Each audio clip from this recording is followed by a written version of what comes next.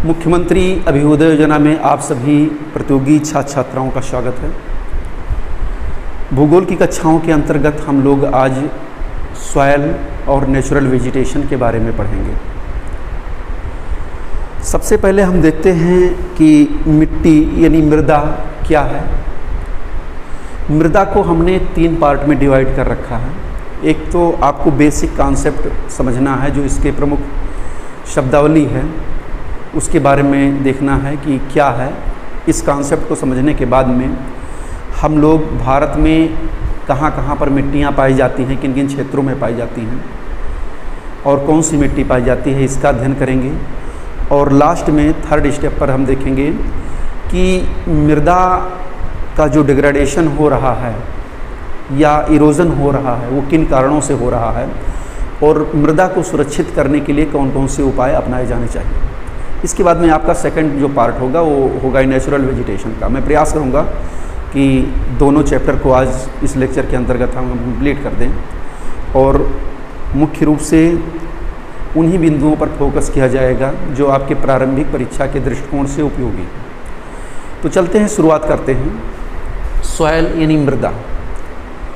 मृदा का तात्पर्य हमारी इस पृथ्वी के ऊपरी परत से है, जो ढीले और असंगठित कणों से मिलकर के बनी हुई है, जिसमें जीवांश या फसलोत्पादन की क्षमता होती है।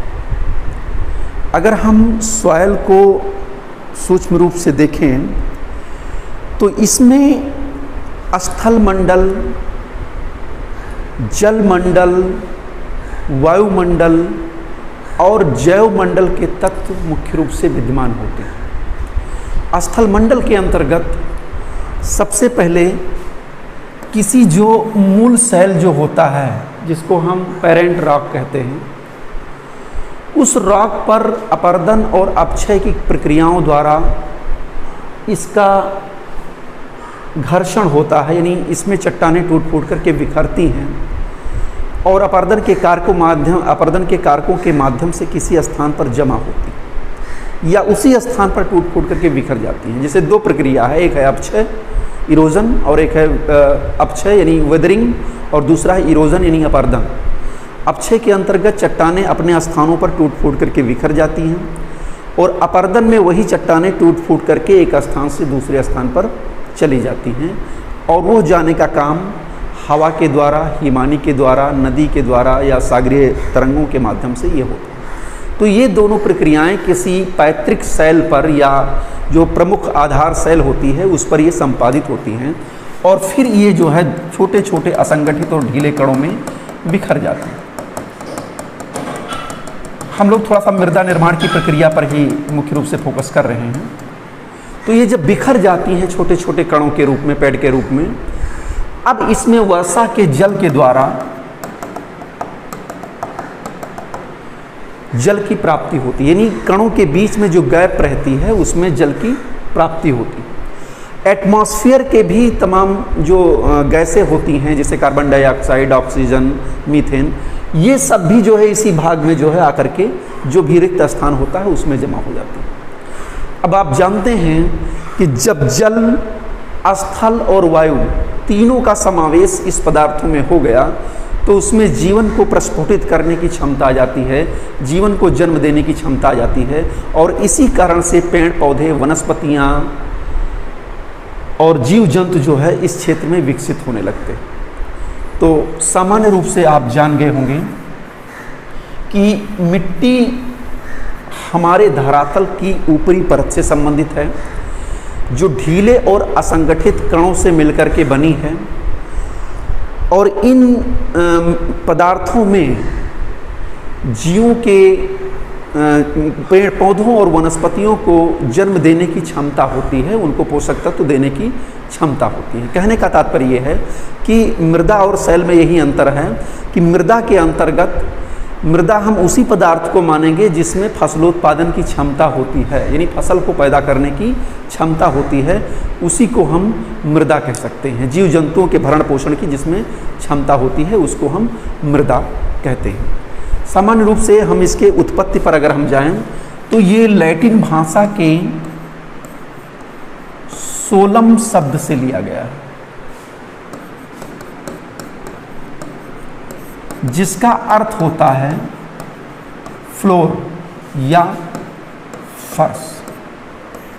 अब देखिए, इसका भी वही अर्थ निकल करके आता है कि हमारी पृथ्वी एक फर्श यानी एक ऊपरी सतह जो है, उस पर जो विभिन्न प्रकार के ढीले और असंगठित पदार्थ पाए जाते हैं, जिनमें जीवांश वर्धन की क्षमता है, फसलों को पैदा करने की, वनस्पतियों को जीवित रखने की जिसमें क्षमता पाई जाती है, उसी को हम मृदा कहते हैं। तो उत्पत्ति की दृष्टि से भी वही अर्थ निकल करके आता है कि एक ऐसी सतह, एक ऐसा फर्श जिसमें जीवांश वर्धन और फसलों को पैदा करने की क्षमता होती है, उसी को हम मृदा कहते हैं। थोड़ा सा हम आगे चलते हैं। मृदा का अध्ययन जिस विज्ञान की शाखा के अंतर्गत किया जाता है, उसको हम पेडालॉजी या मृदा विज्ञान के नाम से जानते हैं। एक शब्द है पेडालॉजी और एक है पेडागोजी। पेडालॉजी मृदा विज्ञान से संबंधित है, जिसको हम लोगों को पढ़ना है उसके बारे में, और पैडा जो गोजी होता है वो अध्यापन शास्त्र से संबंधित होता है। उसमें शिक्षण की विधियाँ, कैसे शिक्षण को प्रभावी बनाया जाए, उन सब का अध्ययन पेडागोजी के अंतर्गत करते हैं। बहरहाल उससे हमें मतलब नहीं है, हमको पेडालॉजी से मतलब है मृदा विज्ञान से अंतर्गत। मृदा विज्ञान के अंतर्गत मृदा के निर्माण की प्रक्रिया, इसको हम एक रिसोर्सेज के रूप में हम अध्ययन करते हैं। मृदा विज्ञान में एक संसाधन के रूप में, प्राकृतिक संसाधन के रूप में अध्ययन करते हैं।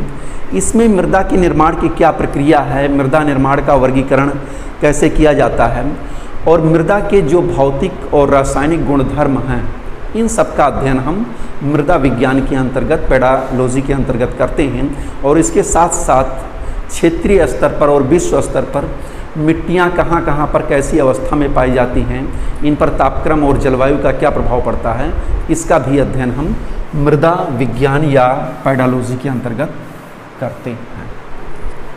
तो आपको शायद में क्लियर हो गया होगा कि किस प्रकार से मिट्टी का निर्माण होता है। थोड़ा सा हम और आगे की तरफ बढ़ते हैं।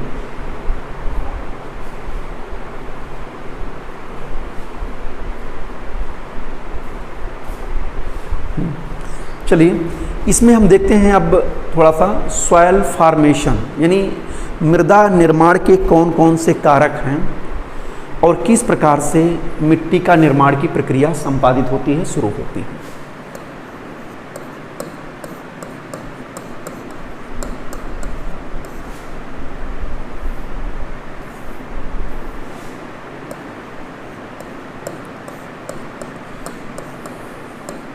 मृदा निर्माण,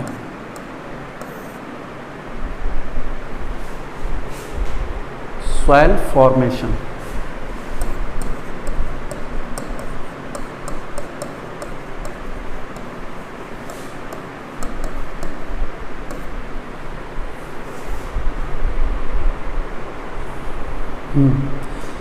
इसमें हम देखते हैं मृदा निर्माण की प्रक्रिया में, हालांकि कुछ चीज़ें मैंने अभी बता दी हैं। सबसे पहले किसी पैतृक चट्टान पर अपर्दन और अपक्षय की प्रक्रियाएं होती हैं, वेदरिंग एंड इरोजन।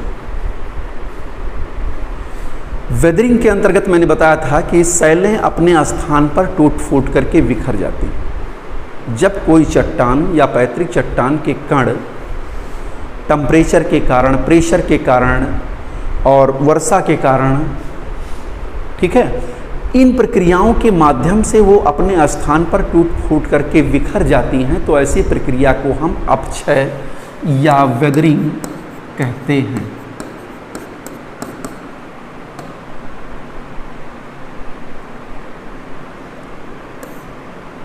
अपक्षय या वेदरिंग कहते हैं। होता क्या है कि अपक्षय तीन प्रकार का होता है। एक भौतिक अपक्षय, फिजिकल वेदरिंग, दूसरा रासायनिक अपक्षय, केमिकल वेदरिंग, और तीसरा होता है जैविक यानी बायोलॉजिकल वेदरिंग। तो ये तीन प्रकार के अपक्षय होते हैं, भौतिक, रासायनिक और जैविक। इन तीनों प्रक्रियाओं के माध्यम से, भौतिक अपक्षय में ताप, दाब, वर्षा, इन सब प्रक्रियाओं के तहत चट्टानें टूट फूट करके बिखर जाती हैं। रासायनिक प्रक्रियाओं के कारण भी चट्टानें टूट फूट कर बिखर जाती हैं। बहुत से ऐसे जैविक प्रक्रम होते हैं जो मिट्टी में विघटन उत्पन्न कर देते हैं और जिसके कारण भी चट्टानें टूट फूट करके बिखर जाती हैं। तो इन तीनों प्रक्रियाओं के माध्यम से, अपक्षय की प्रक्रियाओं के माध्यम से जो पैतृक चट्टानें होती हैं, पेरेंट्स रॉक होती हैं, उनमें विघटन और वियोजन की प्रक्रिया संपादित होती है और उस प्रक्रिया के बाद में उन चट्टान कणों पर जो छोटे छोटे कण अलग हो जाते हैं, उनमें कुछ छोटे भी कण होते हैं, कुछ बड़े भी कण होते हैं। अभी मैं इनके आकार को बता देता हूँ, किस प्रकार से छोटे कण होते हैं, किस प्रकार से बड़े कण होते हैं। तो कहने का तात्पर्य यह है कि इन कणों का जो है जमाव भी हो सकता है या अपने स्थान पर बिखर भी सकती हैं। अब इसमें कुछ जलवायु तत्व का आगमन हो जाता है, वर्षा होती है, जल की प्राप्ति इन कणों में हो जाती है। अभी हमने बताया कि जल में भी तमाम प्रकार के पदार्थ मिले हुए होते हैं। वो इन कणों में जो है घोलनशील क्रिया के परिणाम स्वरूप इनको भी विघटित करने का प्रयास करते हैं। एटमॉस्फेयर के जो तत्व होते हैं वो भी इनमें विद्यमान हो जाते हैं, कार्बन डाइऑक्साइड, ऑक्सीजन। और इसके अंतर्गत जो चट्टानों में विभिन्न प्रकार के खनिज तत्व होते हैं, कैल्शियम, मैग्नीशियम, पोटेशियम, सोडियम, इन सब तत्वों का भी मिश्रण उन चट्टानों में हो जाता है। तो कुल मिलाकर के जब खनिज पदार्थों का, जल का और वायु का मिश्रण हो जाता है, तभी उसमें किसी भी वनस्पति या जीव जंतु के जनन की प्रक्रिया संपन्न होती है। इसको हम पैडोजेनेसिस भी कहते हैं, यानी मृदा जनन की प्रक्रिया भी कहते हैं। तो ये अपक्षय और दूसरा जो होता है अपर्दन। अपर्दन के कारण जो है, अपर्दन के कारण चट्टानें टूट फूट करके एक स्थान से दूसरे स्थान पर जाती रहती हैं। इससे मृदा का प्रवाह भी होता है, यानी एक क्षेत्र की मृदा दूसरे क्षेत्र में भी चली जाती है। वो कण भी चले जाएंगे तो उसके साथ साथ में वो मिट्टी भी चली जाएगी। तो कुल मिलाकर के यही मृदा निर्माण की प्रक्रिया है। इसको हम लोग यही संक्षेप में समझते हैं।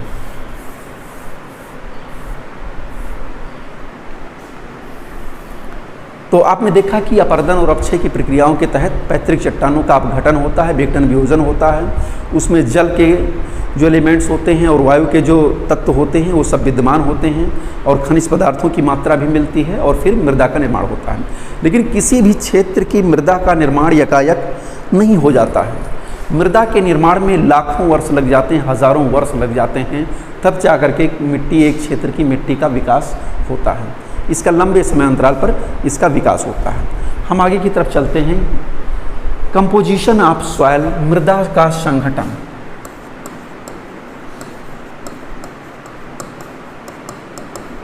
Composition of soil,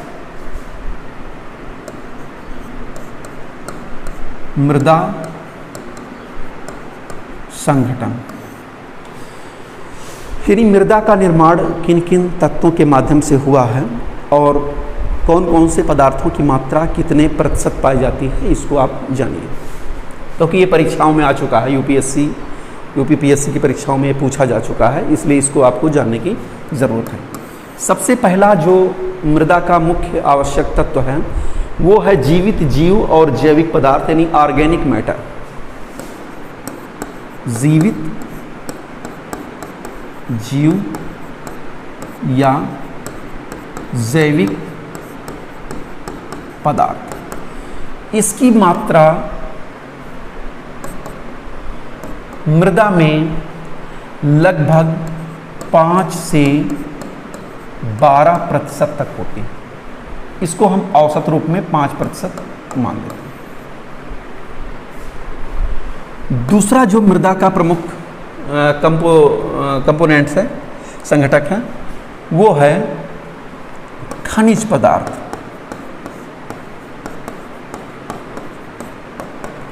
minerals matter. इसकी जो मात्रा किसी मृदा में होती है, विभिन्न प्रकार के खनिजों की जो मात्रा मिट्टी में होती है, वो होती है 38 से 47% के बीच में। इसको हम 45% मान लेते हैं औसत रूप में, जिसको मानते हैं। ओके। तीसरा जो प्रमुख पार्ट होता है मृदा का, प्रमुख तत्व होता है, वो मृदा जल यानी सॉयल वाटर।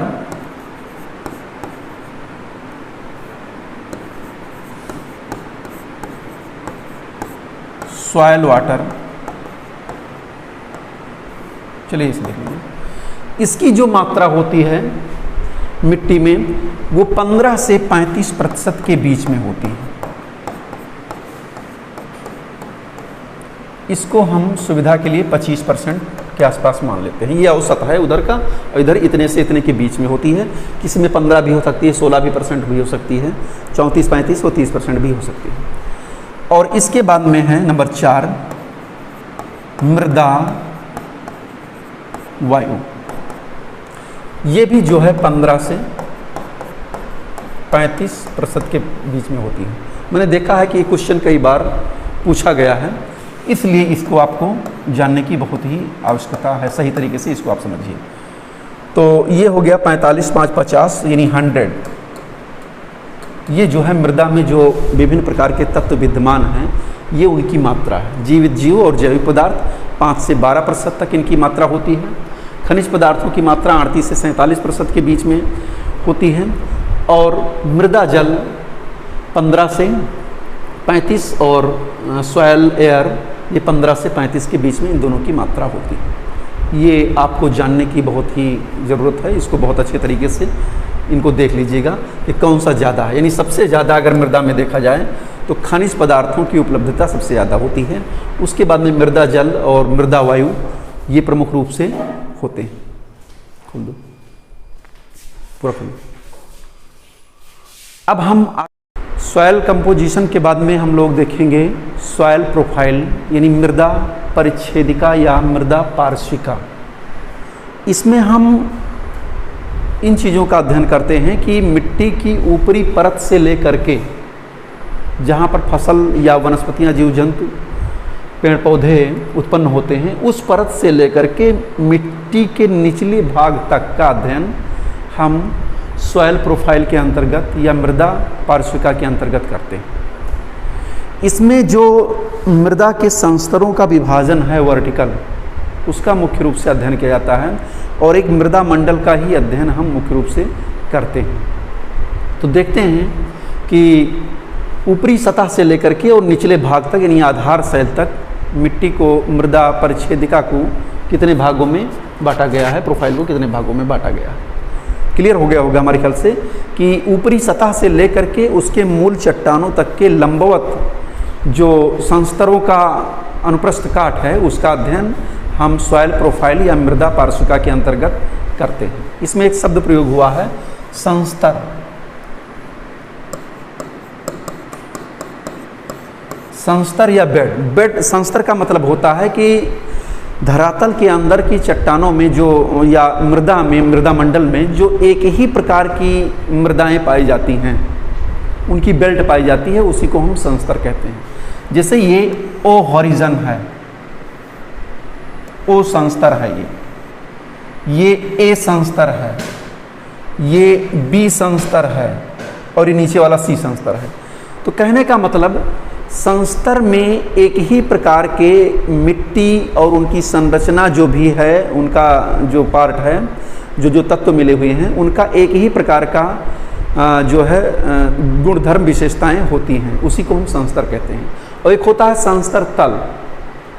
संस्तर तल वह सतह होती है कि जो एक लेयर को दूसरे लेयर से अलग करने का काम करती है, उसको हम संस्तर तल या बेडिंग प्लेन के नाम से जानते हैं। तो ये भी स्पष्ट हो गया होगा। अब हम चलते हैं, देखते हैं कि कितनी लेयर मृदा मंडल में पाई जाती है। इसकी कुछ विशेषताएं होती हैं। जैसे हम जब ऊपरी सतह से निचले भाग की तरफ जाएंगे तो जीवांश की मात्रा और जीव जंतुओं की जो एक्टिविटी होती है या खनिज पदार्थों की, जो जीव जंतुओं की एक्टिविटी होती है और जीवांश यानी ह्यूमस की जो मात्रा होती है, ये ऊपरी सतह से निचले सतह की ओर जाने पर धीरे धीरे कम होने लगती। पहली विशेषता इसकी ये है कि किसी भी मृदा मंडल में ऊपरी प्रोफाइल से यानी ओ लेयर से जब निचले भाग की तरफ हम जाएंगे तो जीवित जीवों और जो जैविक पदार्थ हैं, जीवों की संख्या है, जीवों की एक्टिविटी है, इनकी मात्रा जो है निरंतर ऊपर से नीचे की तरफ कम होती जाती है। दूसरी चीज़ हमें ये जानना है कि जब हम ऊपरी सतह से निचले भाग की तरफ बढ़ते हैं तो जो मृदा में वायु के तत्व होते हैं, वायुमंडल के तत्व होते हैं, कार्बन डाइऑक्साइड, ऑक्सीजन, मीथेन, जो भी गैसीय पदार्थ होते हैं, उनकी भी मात्रा ऊपरी सतह से निचले भाग की तरफ धीरे धीरे कम होती जाती है।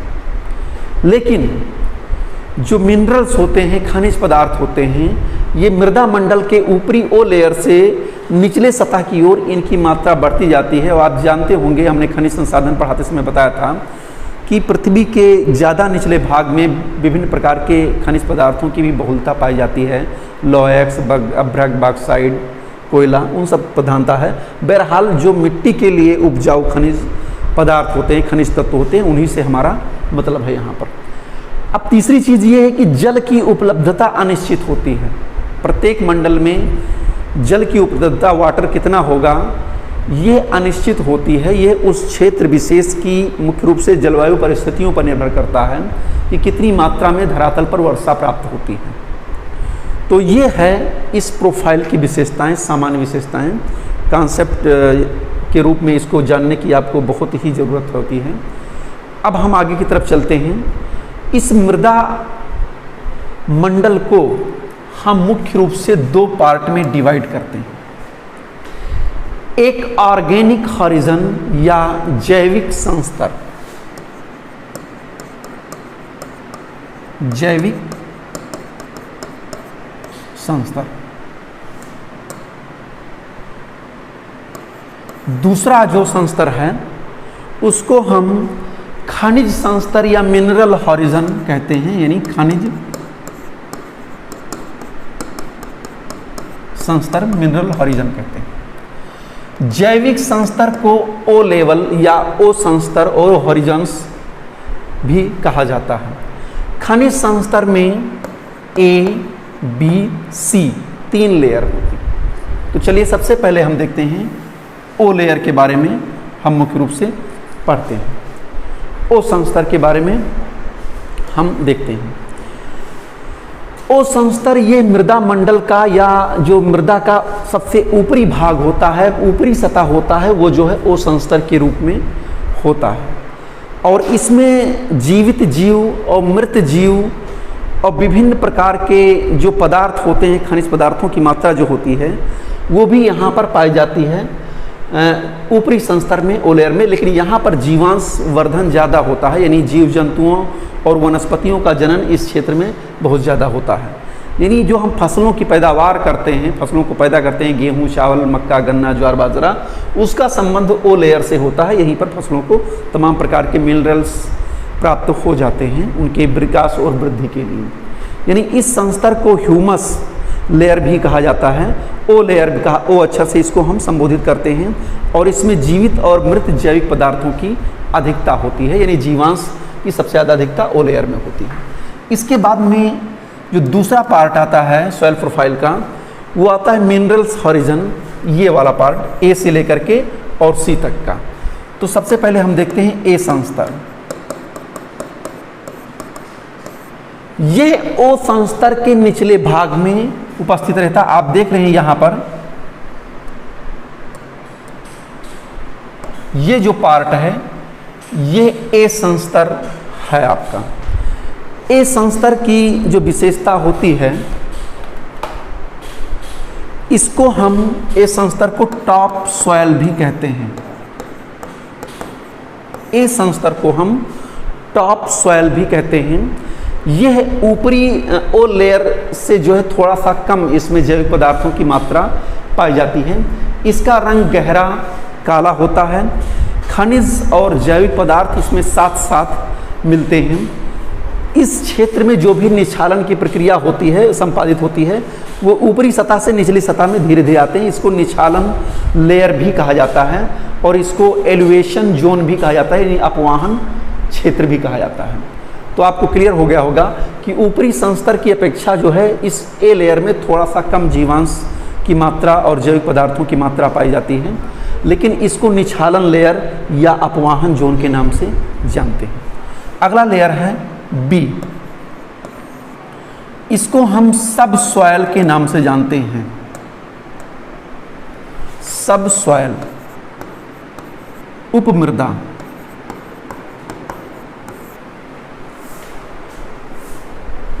या अधोमृदा कहते हैं। ए लेयर के निचले भाग में ये पाई जाती है, काफ़ी मोटाई इसकी होती है।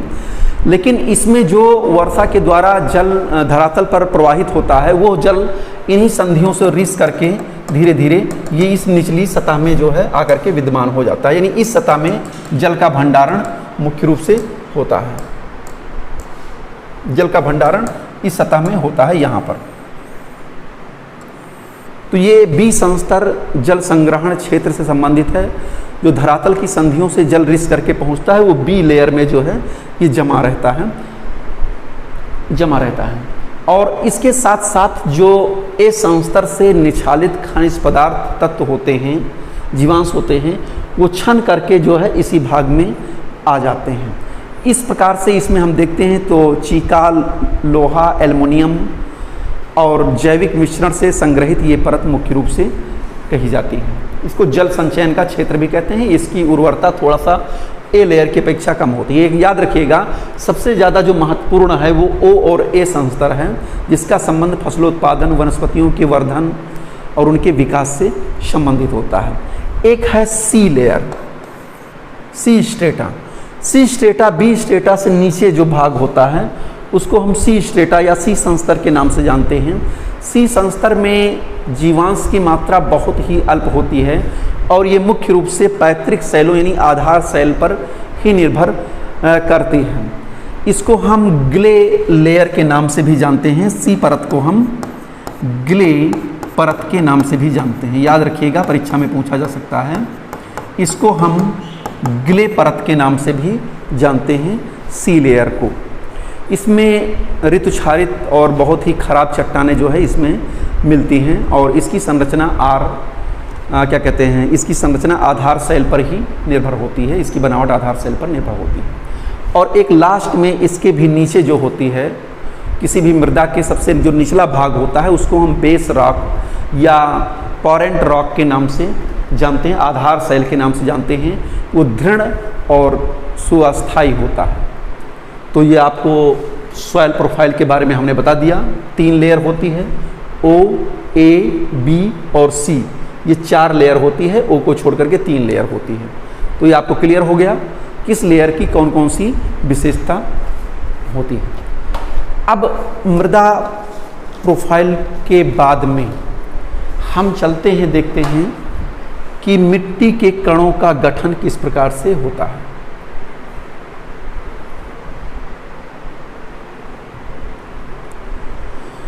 जो हमारी मृदा बनती है उसके जो पेड़ होते हैं यानी कण होते हैं वो कितने प्रकार के होते हैं।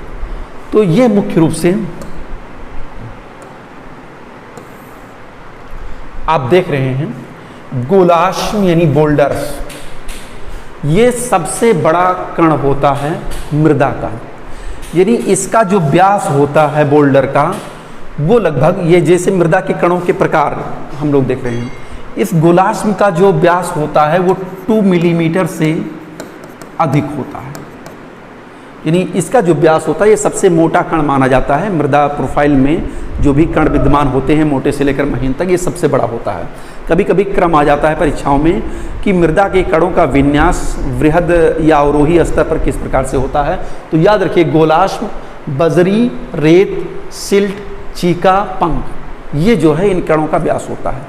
दूसरा होता है बजरी, ये 2 से लेकर के 2 से 56 मिलीमीटर का व्यास, सॉरी ये जो है ये भैया 256 मिलीमीटर व्यास से अधिक होता है। गोलाश्म यानी सबसे बड़ा होता है ये।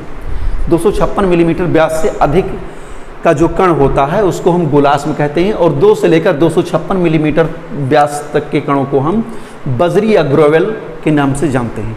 उसके बाद में एक महीन पदार्थ और होता है 1 मिलीमीटर से लेकर के और 1/6 मिलीमीटर व्यास का जो कण होता है उसको हम रेत के नाम से जानते हैं, सैंड के नाम से जानते हैं। अब उसके बाद में उससे भी महीन कण होता है सिल्ट, या जिसको हम गाद कहते हैं। नदी की तलहटी में अक्सर इसका निक्षेप होता है, महीन पदार्थों का निक्षेप होता है। ये 1 से 17 से लेकर के 1/17 से लेकर के और 1/256 मिलीमीटर व्यास का होता है। 256 मिलीमीटर व्यास का होता है। इसको आप पॉइंट में भी निकाल सकते हैं, वो भी डेटा अभी हम आपको बता दे रहे हैं। और गाद से भी जो महीन होता है वो होता है चीका या क्ले। चीका का जो व्यास होता है इसको हम मृतिका भी कहते हैं, 257 से लेकर 8192, 1/257 मिलीमीटर से लेकर के 1/8192 मिलीमीटर व्यास के जो कण होते हैं, इसको 0.00 कुछ करके जाएगा।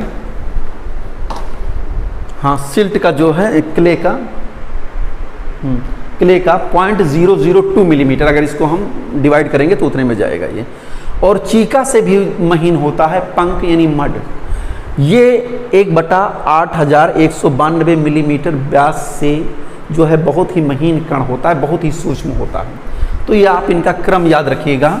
इसको बताने का सिर्फ इतना तात्पर्य है, ये मृदा के कणों का स्वरूप है जो व्यास के आधार पर देखा गया है। सबसे मृदा का मोटा कण जिसको हम गोलाश्म कहते हैं, उससे महीन ब्रजरी, उससे महीन रेत, उससे महीन सिल्ट, और फिर क्ले, और फिर मड यानी पंख। पंख भी 3 प्रकार का होता है, नीला पंख, हरा पंख, लाल पंख। इसको मैं ओशनोग्राफी में बता चुका हूँ। अब इसके बाद में हम थोड़ा सा चलते हैं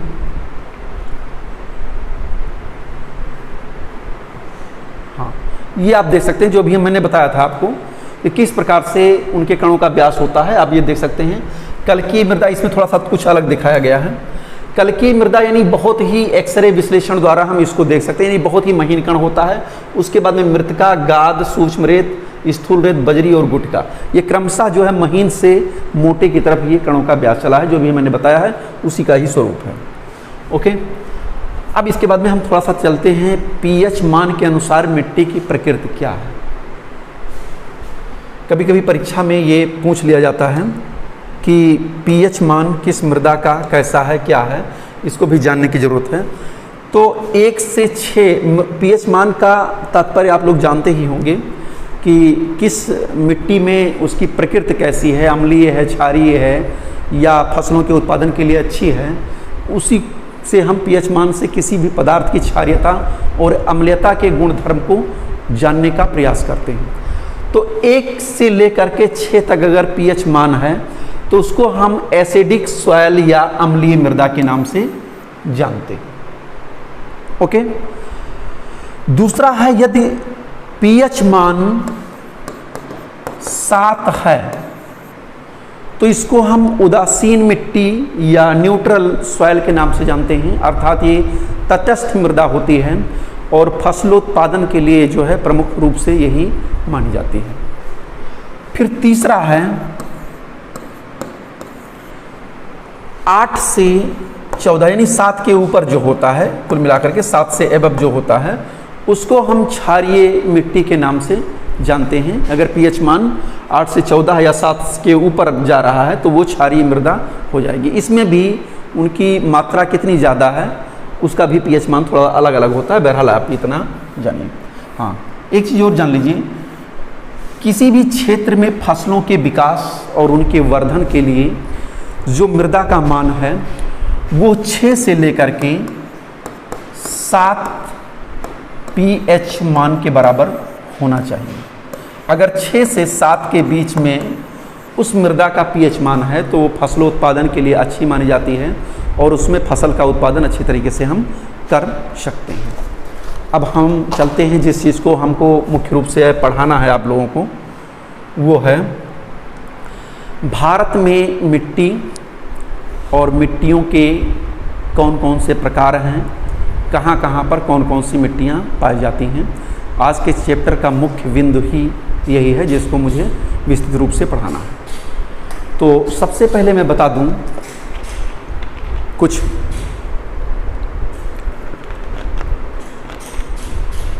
महत्वपूर्ण परीक्षा की दृष्टि से आप लोगों के लिए जो परीक्षा में पूछा गया है। मिट्टियों का जलवायु और वनस्पतियों से जो संबंध है वो बहुत ही अटूट है। किस क्षेत्र में मिट्टी का विकास किस प्रकार से होगा, यह जलवायु ही निर्धारित करती है, क्योंकि विभिन्न प्रकार की जलवायु दशाओं में भिन्न भिन्न प्रकार की मिट्टियों का जन्म हुआ है, उनका निर्माण हुआ है, उनका विकास हुआ। इस तथ्य को सबसे पहले रूस के विद्वान डोकुचायेव, इनका अजीब सा नाम है,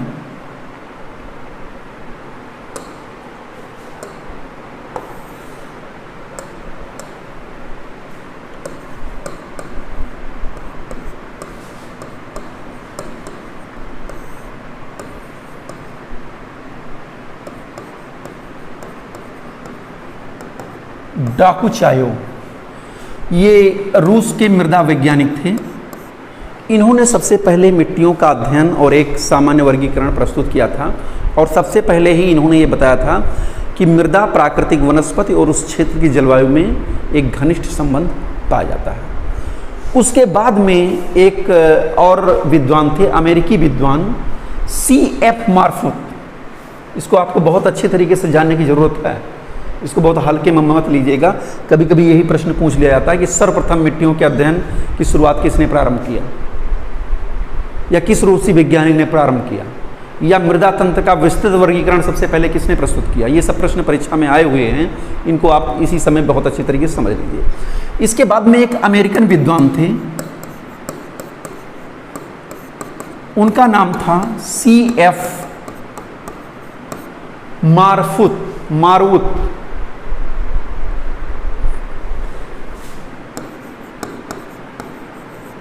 मारवुत। इन्होंने 1938 में मृदा वर्गीकरण के व्यापक तंत्र का योजना एक बनाई थी, जिसको USDA सिस्टम कहा गया। USDA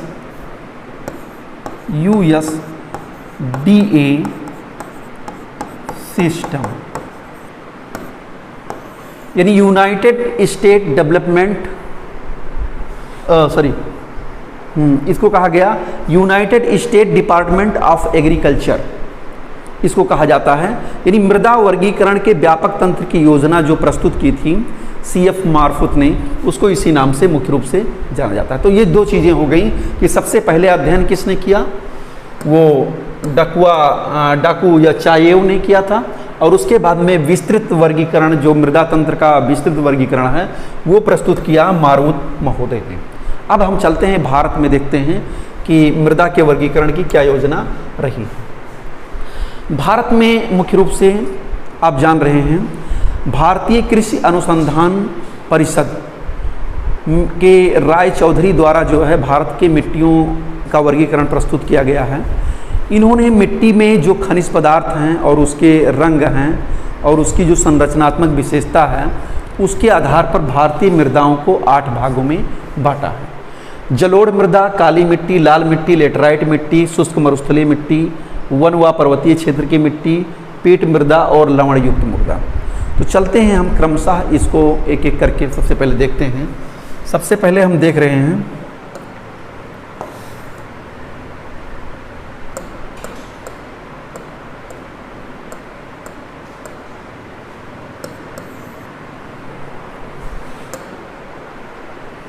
नंबर 1, जलोढ़ मृदा।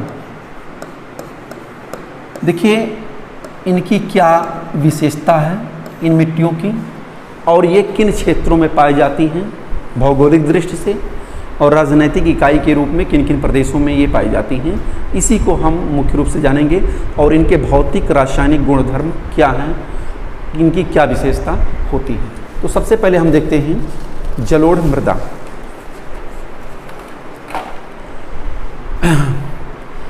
इसको हम मुख्य रूप से एलुवियल सॉइल के नाम से जानते हैं।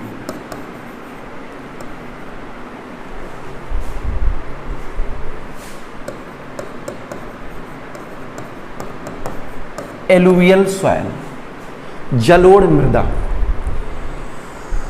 देखिए ये हमारे पूरे भारत में लगभग 14.25 लाख वर्ग किलोमीटर क्षेत्र में इन मिट्टियों का विस्तार पाया जाता है, जलोढ़ मिट्टियों का विस्तार पाया जाता है। यानी ये 43.4% भाग पर, भारत के कुल भौगोलिक क्षेत्र के 43.4% भाग पर जलोढ़ मिट्टियों का विस्तार पाया जाता है। जलोढ़ मिट्टियों का निर्माण हिमालय पर्वतीय क्षेत्र से निकलने वाली नदियों के द्वारा लाए गए असंगठित और ढीले पदार्थों के जमा होने से जलोढ़ मिट्टियों का निर्माण हुआ। आप देखेंगे ये पश्चिम में यहाँ पर सतलज नदी से लेकर के और पूरब में यहाँ ब्रह्मपुत्र नदी तक ये जो शेड बना हुआ है, ये जलोढ़ मृदाओं का ही क्षेत्र माना जाता है। तो आप देखेंगे कि सिंधु नदी क्षेत्र और गंगा यमुना नदी basin, Brahmaputra basin Mahanadi basin, Godavari basin, Krishna basin और इधर नर्मदा और ताप्ती के क्षेत्र में जो है ये जलोढ़ मृदाएं पाई जाती हैं। यानी नदी घाटी क्षेत्रों पर इन जलोढ़ मृदाओं का विस्तार पाया जाता है। आप जानते होंगे कि हमारी सभ्यताओं का भी विकास जो है, चाहे सिंधु घाटी सभ्यता हो या दजला फरात की सभ्यता हो, ये सब सभ्यताएं नदी घाटियों के किनारे पर ही पाई गई हैं, क्योंकि नदी घाटियों के क्षेत्र में इन जलोढ़ मिट्टियों का विस्तार पाया जाता है और उसी के परिणाम स्वरूप विभिन्न प्रकार की फसलों का उत्पादन होता है। क्योंकि मनुष्य को जीने के लिए सबसे प्रमुख जो आवश्यकता होती है वो भोजन की आवश्यकता होती है। अगर भोजन नहीं है तो मनुष्य का जीवन सही तरीके से आगे की तरफ नहीं चल सकता है। तो इसलिए जहाँ पर उपजाऊ मृदा का विकास हुआ है उन्हीं क्षेत्रों पे जनसंख्या का जमाव भी पाया जाता है। आप देखेंगे जनसंख्या का सबसे ज़्यादा जमघट जो पाया जाता है, उनकी सघनता पाई जाती है, वो इन्हीं जलोढ़ मृदाओं के क्षेत्र में, नदी घाटी क्षेत्रों में ही पाई जाती है। तो चलते हैं, थोड़ा सा देखते हैं हम इसको और आगे। तो ये नर्मदा, ताप्ती, महानदी, गोदावरी, कृष्णा घाटियों में ये पाई जाती है, उन नदी बेसिन क्षेत्र में पाई जाती है, और मुख्य रूप से गंगा, यमुना के क्षेत्र और ब्रह्मपुत्र के क्षेत्र में भी ये पाई जाती है। सबसे ज़्यादा विस्तार इनका यही क्षेत्र होता है। इनका रंग हल्का धूसर या राख धूसर प्रकार का मुख्य रूप से होता है। इनको केरल में तटीय जलोढ़ और महानदी, देख लीजिए इसको भी मैं लिख दे रहा हूँ, केरल में जलोढ़ मृदा को हम तटीय यानी कोस्ट एलुवियल तटीय जलोढ़, और नदी घाटी क्षेत्रों में यानी महानदी, कृष्णा, कावेरी में इसको हम डेल्टाई जलोढ़ के नाम से जानते हैं।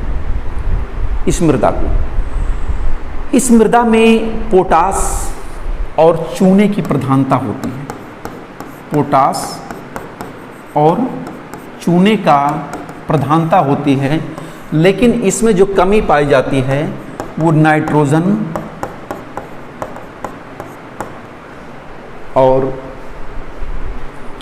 फास्फोरस और ह्यूमस, नाइट्रोजन, फास्फोरस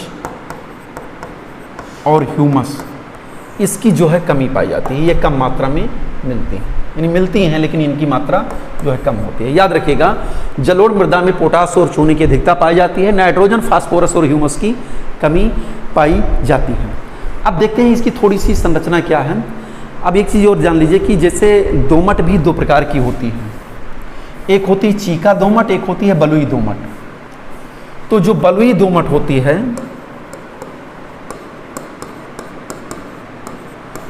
बलुई दोमट में जल धारण की क्षमता बहुत कम होती है, पानी बरसेगा तुरंत रिस करके नीचे अंडरग्राउंड हो जाएगा। लेकिन जो चीका दोमट होती है, इस चीका दोमट में जल धारण करने की क्षमता होती है।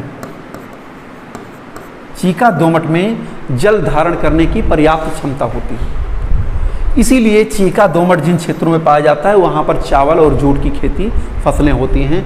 बलुई दोमट में ज्वार, बाजरा और मूंगफली, ये सब फसलें जो हैं बलुई दोमट में होती हैं। अगर हम कुछ प्रतिशत के आधार पर देखें तो सामान्यतः एक दोमट मिट्टी में,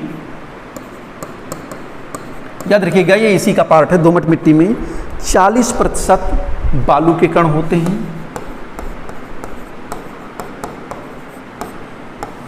40% चीका के कण होते हैं, और 20% जो होता है वो गाद या सिल्ट के कण होते हैं।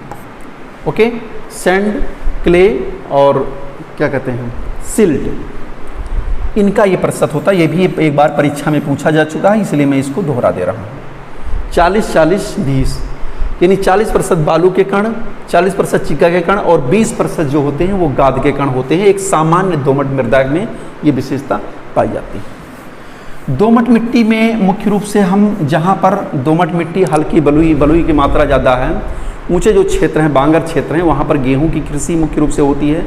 और निचले भागों में जहाँ पर सिल्ट की मात्रा यानी चीका प्रधान दोमट जो पाई जाती है, जैसे पश्चिमी बंगाल और बिहार के क्षेत्रों पर, यहाँ पर मुख्य रूप से हम चावल की खेती करते हैं। और जूट, कपास, तिलहन, फल, सब्जी, इनको भी हम दोमट मिट्टी में उगाते हैं। दोमट मिट्टी को, जलोढ़ मृदा को हम मुख्य रूप से हम दो पार्ट में डिवाइड करते हैं मुख्य रूप से।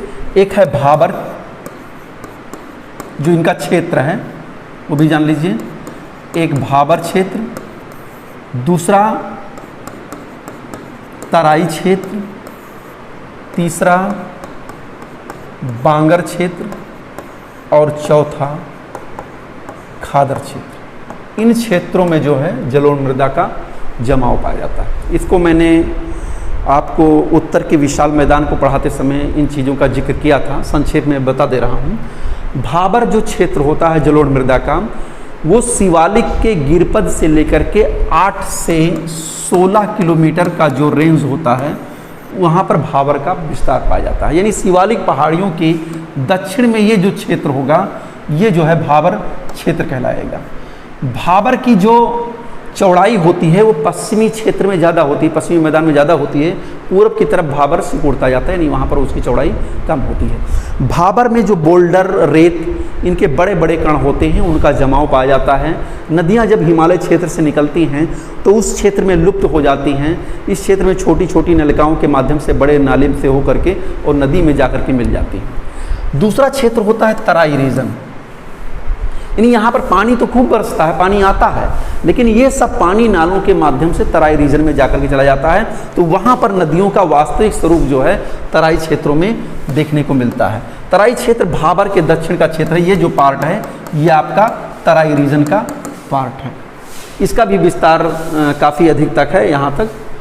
और इन्हीं तराई और भाबर क्षेत्रों की कुछ महत्वपूर्ण विशेषताएँ होती हैं तराई क्षेत्रों में। बांगर और खादर।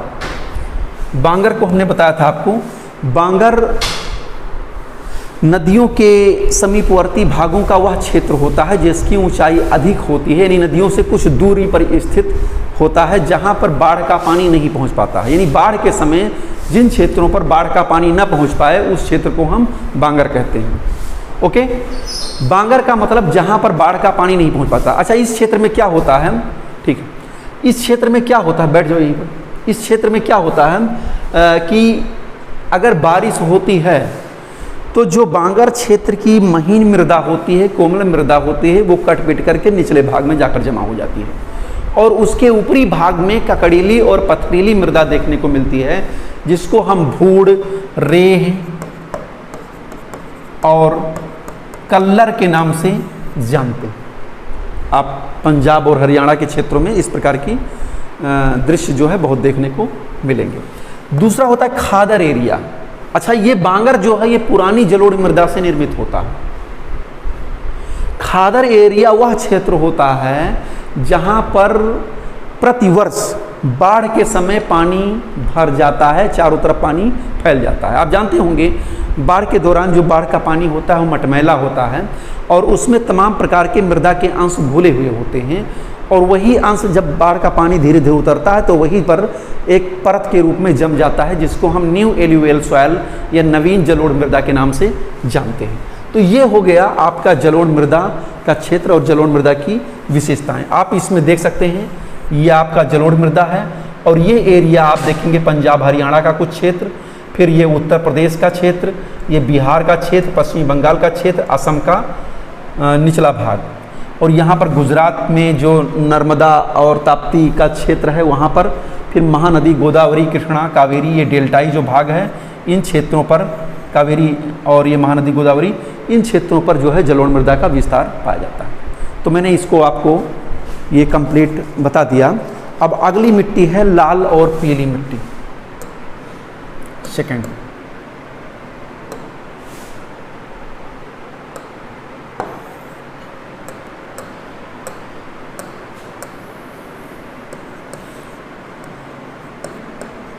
लाल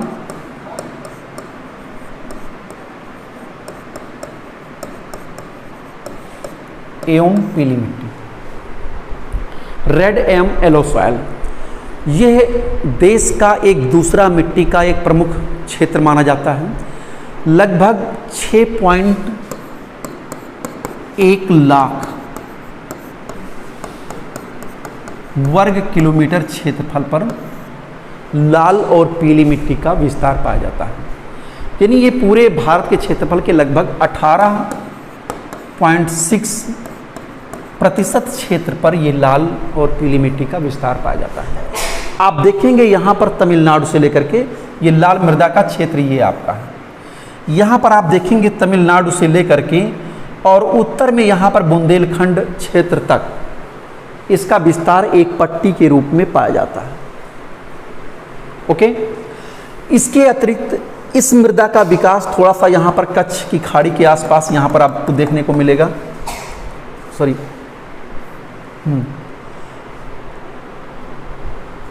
हाँ, इसका विस्तार जो है ये, हाँ अच्छा, पूर्व में राजमहल की पहाड़ियों तक भी पाया जाता है, दक्षिण में तमिलनाडु से लेकर के उत्तर में बुंदेलखंड तक और पूर्व में राजमहल की पहाड़ियों तक, और थोड़ा सा ये कच्छ के पूर्व में पाया जाता है मुख्य रूप से। अब आपको मैं बता दूं कि इस मिट्टी का विस्तार, जो हमारी प्राचीनतम ग्रेनाइट नीस चट्टानें थीं, उनके अपरदन और अपक्षय की प्रक्रियाओं के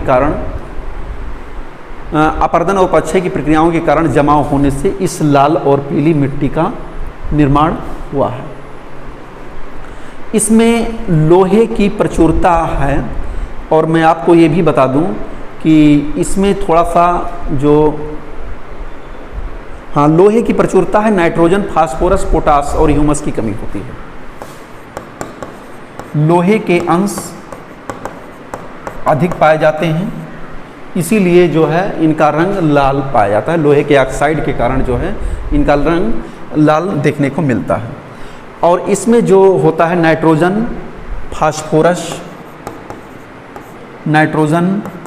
फास्फोरस और जीवांश, इनकी कमी जो है मानी जाती है। ये कम उर्वर मिट्टियाँ मानी जाती हैं, बहुत ज़्यादा उपजाऊ नहीं होती है इसमें, लाल और पीली मिट्टी में, क्योंकि इसमें जो महीन क्षेत्र है, जैसे कुछ मोटे कणों वाली लाल पीली मिट्टी होती है, कुछ महीन कणों वाली लाल मिट्टी होती है।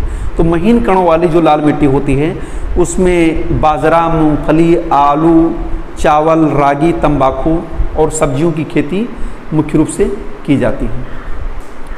और ये मुख्य रूप से जलवायु परिवर्तनों के परिणाम स्वरूप इनका निर्माण हुआ है। अगर हम देखें राजनीतिक दृष्टि से तो संपूर्ण तमिलनाडु का भाग इसके अंतर्गत आएगा, और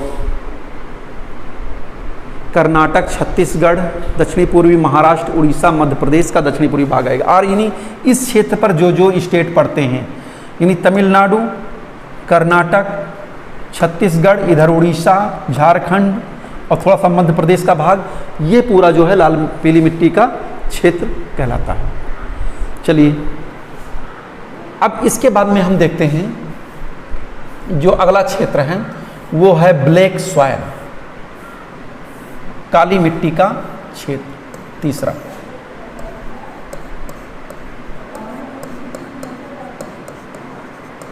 ये भी महत्वपूर्ण है।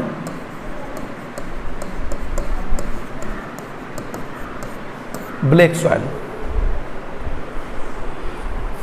देखिए, ब्लैक सॉइल का निर्माण जो हुआ है वो क्रिटेशियस युग में पृथ्वी पर बड़े पैमाने पर भ्रंशन की क्रिया हुई, और भ्रंशन की क्रिया के परिणाम स्वरूप ये अरब सागर यानी भारत का पश्चिम भाग जो है एक कगार के रूप में नीचे की तरफ धंस गया, जिस पर जल का विस्तार हो गया।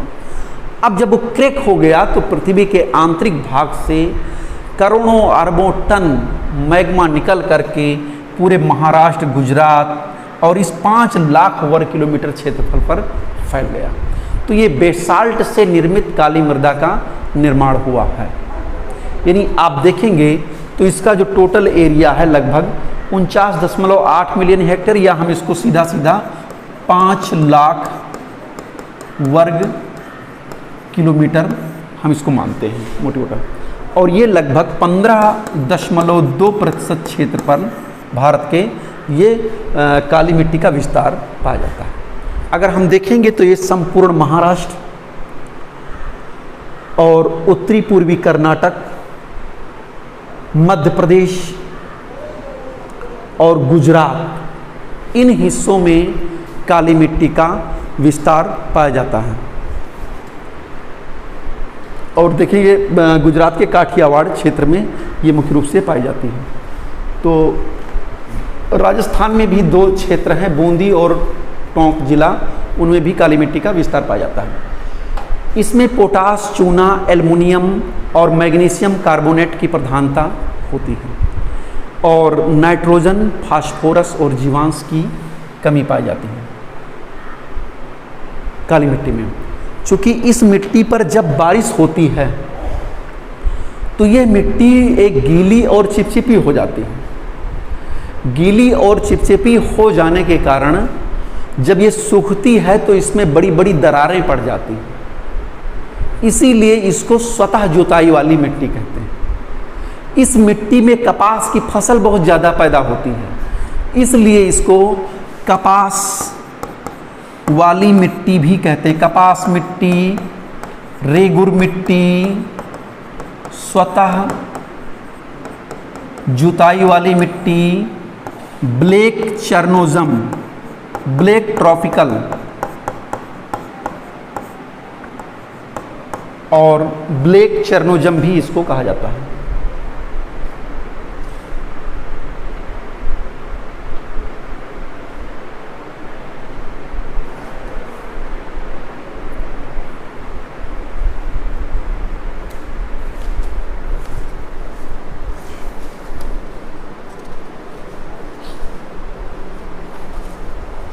हाँ, ट्रॉपिकल ब्लैक और ट्रॉपिकल चर्नोजम, ट्रॉपिकल ब्लैक और ट्रॉपिकल चर्नोजम,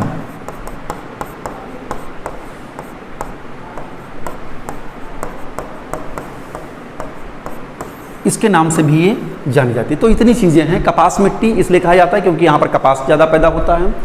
रेगुर मिट्टी और स्वतः जुताई वाली क्योंकि इसमें दरारें पड़ जाती हैं, ये उधड़ने लगती हैं, इसकी परतें उधड़ने लगती हैं। ब्लैक ट्रॉपिकल और ब्लैक चर्नोजम की विशेषताएं भी इसमें मुख्य रूप से पाई जाती हैं, जिससे इसको हम कहते हैं। अब मैं इसमें बता दूं कि इस मिट्टी में लोहे में टाइटेनी फेरस मैग्नेटाइट की अधिकता के कारण ही इस मिट्टी का रंग जो है काला हो जाता है।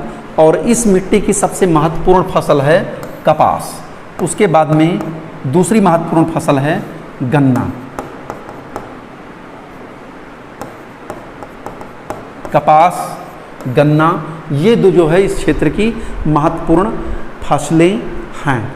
और इसके अतिरिक्त गेहूं, ज्वार, अलसी, सरसों, मूंगफली और तिलहन फसलों का भी उत्पादन काली मिट्टी के क्षेत्र में किया जाता है। अब इसके बाद में हम आगे की तरफ और बढ़ते हैं।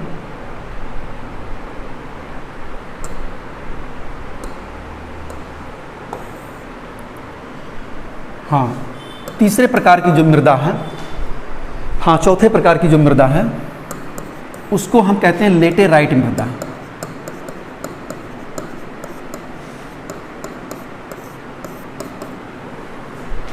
लेटेराइट मृदा का जो सर्वप्रथम अध्ययन 1905 में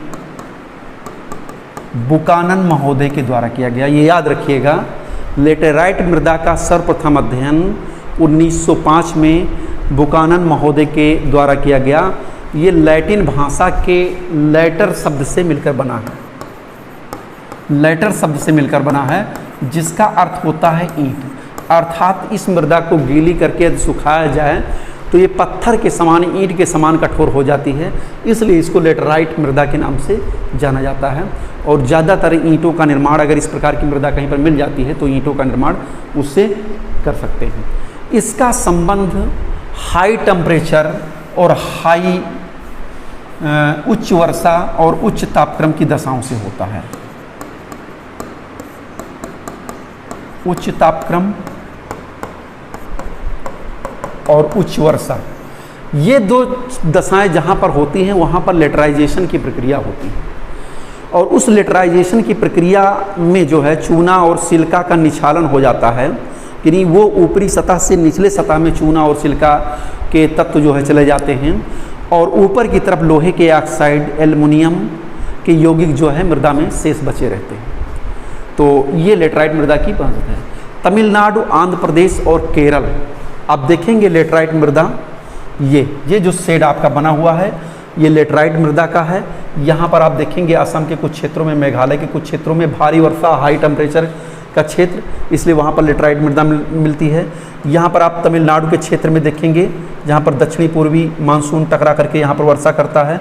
और ये पश्चिमी घाट के क्षेत्र में आप देखेंगे केरल के आसपास क्षेत्रों में ये लेटराइट मृदा मुख्य रूप से देखने को मिलती है। तो ये इनके लेटराइट मृदा के क्षेत्र हैं जहाँ पर भारी तापक्रम और भारी वर्षा होता है।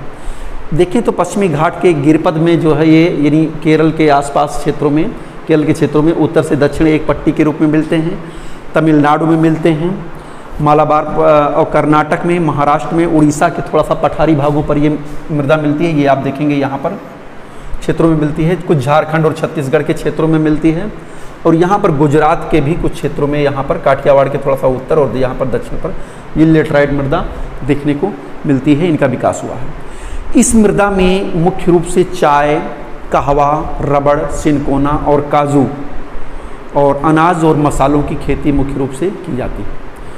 आप देखेंगे यहाँ पर इस क्षेत्र पर, तो यहाँ पर जो केरल, कर्नाटक और तमिलनाडु के पठारी क्षेत्र हैं, वहाँ पर लेटराइट मृदा में काजू की फसलें जो है उगाई जाती हैं। काजू की फसल एक महत्वपूर्ण फसल के रूप में है, उसकी फसल इसमें उगाने का काम किया जा रहा है।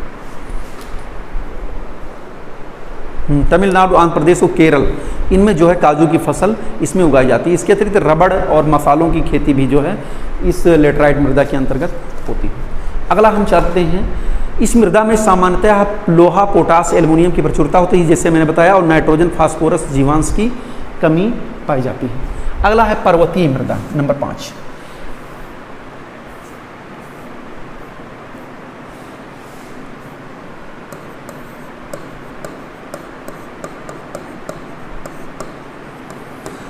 आप देख रहे होंगे ये जो शेड है आपका, ये वन मृदा या पर्वतीय मृदा। आप देखेंगे यहाँ लद्दाख, जम्मू कश्मीर का क्षेत्र, हिमाचल प्रदेश, उत्तराखंड और जो नेपाल का तटवर्ती भाग है यानी शिवालिक का जो तटवर्ती क्षेत्र है यहाँ पर, और यहाँ पर अरुणाचल प्रदेश के उत्तरी भाग में ये जो है मुख्य रूप से पर्वतीय मृदा पाई जाती है। ये वास्तव में अविकसित मृदाएं होती हैं, यानी इनका विकास अभी पूर्ण रूप से नहीं हुआ है। ये मृदाएं पर्वतीय भागों में जहाँ पर ऊंचाई वाला क्षेत्र होती है वहाँ पर मोटे कणों के रूप में पाई जाती हैं, लेकिन निचली घाटियों में ये महीन कणों के रूप में पाई जाती हैं और इनको अपरिपक्व मृदाएं कहती हैं क्योंकि इनके निर्माण की प्रक्रिया अभी भी जारी है। इन क्षेत्रों पर वनों के निर्वनीकरण के कारण बहुत सी मृदाओं का अपरदन हुआ है। भूस्खलन की समस्याओं से ये क्षेत्र जो है ग्रसित रहते हैं। इन क्षेत्रों में बागानी कृषि की जाती है, चाय, कहवा, मसाला और फलों, जैसे यहाँ कश्मीर के हिस्से में देखेंगे सेब, नाशपाती, इन सब फलों की खेती जो है मुख्य रूप से की जाती है। संतरा की खेती की जाती है और ये पतली परत के रूप में होते हैं। लगभग 2700 से 3000 मीटर की ऊंचाई पर छिछली होती है और नदी घाटी क्षेत्रों में इनकी थोड़ी सी मोटी परत होती है। इसके बाद में हम अगला चलते हैं, नंबर 6, शुष्क मृदा।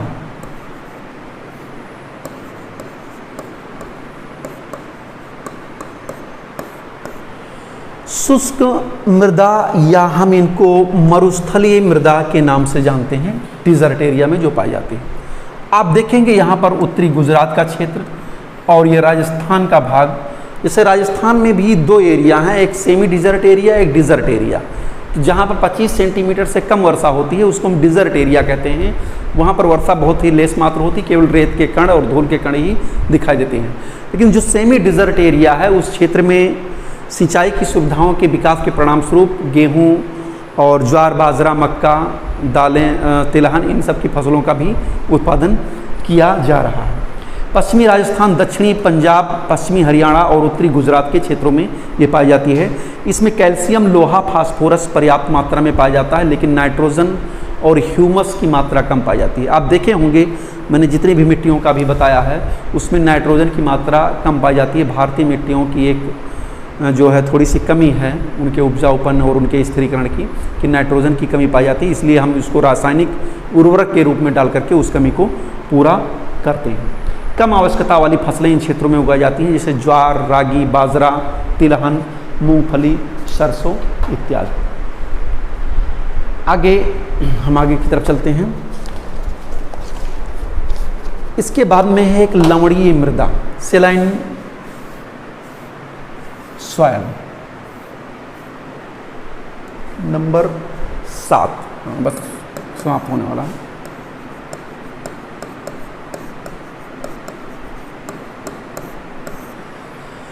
सेलाइन सॉइल, लवणीय मृदा। देखिए, लवणीय मृदा का विकास उन्हीं क्षेत्रों में हुआ है जहाँ पर या तो शुष्क दशाएं हैं और बरसात के कारण जल का एकत्रीकरण हुआ और फिर सूख गया, वहाँ पर लवणीय मृदा का विकास हुआ है। और या वह क्षेत्र हैं जहाँ पर जल भराव की समस्या ज़्यादा है, यानी काफ़ी समय तक पानी टिका रहता है, चाहे वो सिंचाई के परिणाम स्वरूप और चाहे जो है बारिश के परिणाम स्वरूप, जहाँ पर ज़्यादा समय तक जल भरा रहता है उन क्षेत्रों पर ये लवणीय मृदा देखने को मिलती है। जैसे मैं आपको बता दूं, पंजाब और हरियाणा का जो क्षेत्र है,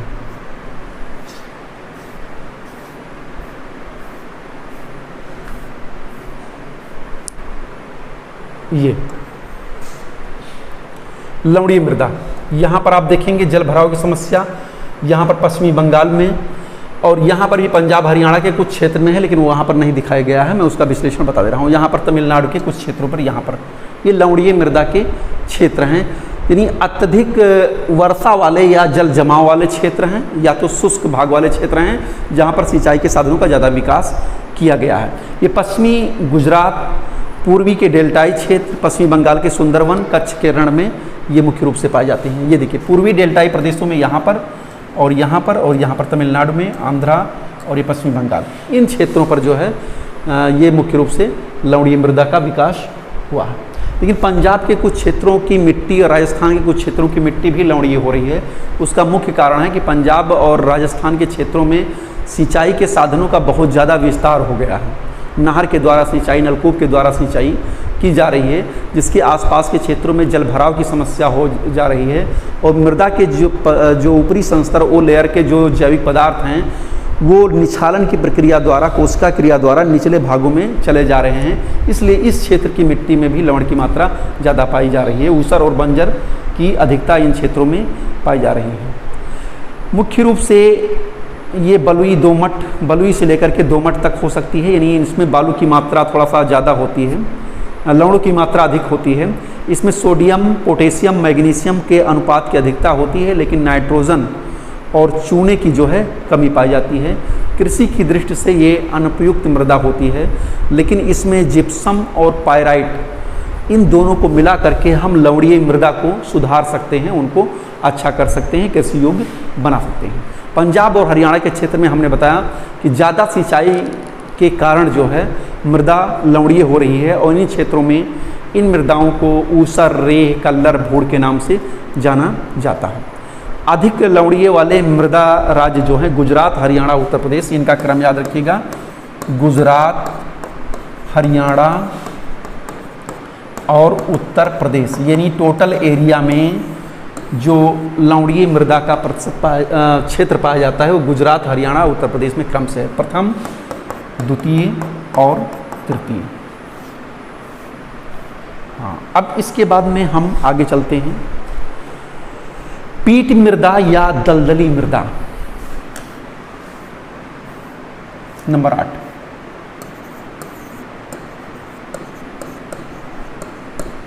पीट मृदा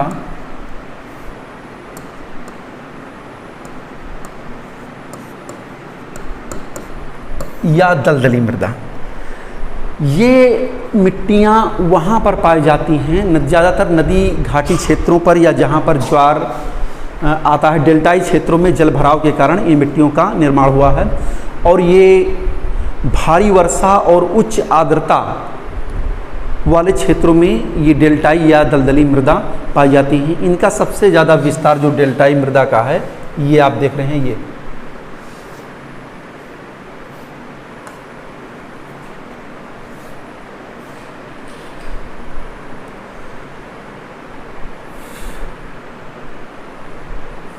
ये इस क्षेत्र में हम मान सकते हैं। थोड़ा सा इसका शेड बहुत कम दिखाया गया है, एरिया बहुत कम दिखाया गया है। ये यहाँ पर, यहाँ पर, यहाँ पर, ये क्षेत्र, ये क्षेत्र, ये क्षेत्र, ये क्षेत्र जो है ये इसी एरिया का है, पीट और दलदली मृदा का क्षेत्र है।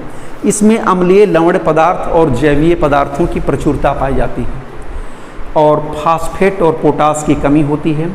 अम्लीय गुण और फेरस आयरन के कारण इसका रंग नीला कुछ दिखाई देता है और इस क्षेत्र की जो सबसे बड़ी विशेषता होती है पीट या दलदली मृदा की, मैग्रोव वनस्पतियाँ इस क्षेत्र में बहुत ज़्यादा पाई जाती हैं। केरल में ये 2-3 जगह पर बहुत ज़्यादा है ये। एक तो केरल में, यहाँ पर थोड़ा कम दिखाया गया है, हाँ केरल में एक है अलप्पुझा जिला और उत्तराखंड के अल्मोड़ा और सुंदरवन के डेल्टा, 3 क्षेत्र इसके प्रमुख रूप से हैं जहाँ पर इनका विस्तार ज़्यादा पाया जाता है। केरल के अलप्पुझा जिला और उत्तराखंड में अल्मोड़ा और ये पश्चिमी बंगाल का जो डेल्टाई भाग है उस क्षेत्र में पाया जाता है जहाँ पर ज्वारीय वनस्पतियाँ या मैग्रोव वनस्पतियों का सबसे ज़्यादा विस्तार हुआ है। ओके, तो ये हो गया आपका मृदा और उससे संबंधित जो प्रमुख तत्व थे, भारत में कौन कौन सी मृदा पाई जाती है और उनका क्षेत्र कहाँ कहाँ पर है, इसको आपने देखा। अब इसके बाद में हम देखते हैं हाँ मृदा स्वास्थ्य कार्ड, सॉयल हेल्थ कार्ड, इसके बारे में आप जान लीजिए। इस योजना की शुरुआत 1915 में देश के यशस्वी प्रधानमंत्री नरेंद्र मोदी द्वारा राजस्थान के गंगानगर जिले में सूरतगढ़ से ये योजना प्रारंभ की गई थी और इस योजना का उद्देश्य ये था कि लगभग 14 करोड़ से अधिक किसानों को मृदा स्वास्थ्य कार्ड उपलब्ध कराया जाए। यानी यह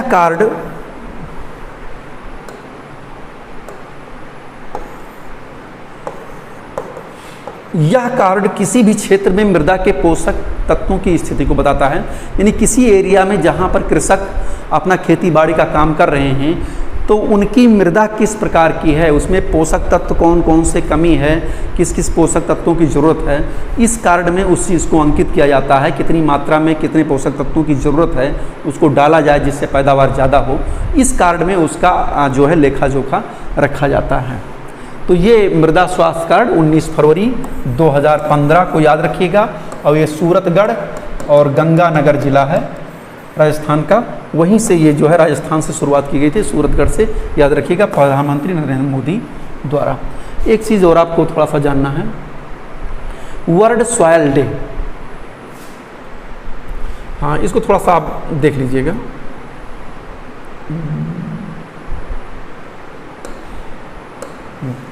वर्ल्ड सॉयल डे, विश्व मृदा दिवस, ये पुराना है, इसमें इसका कोई मतलब नहीं है। 2013 में संयुक्त राष्ट्र संघ द्वारा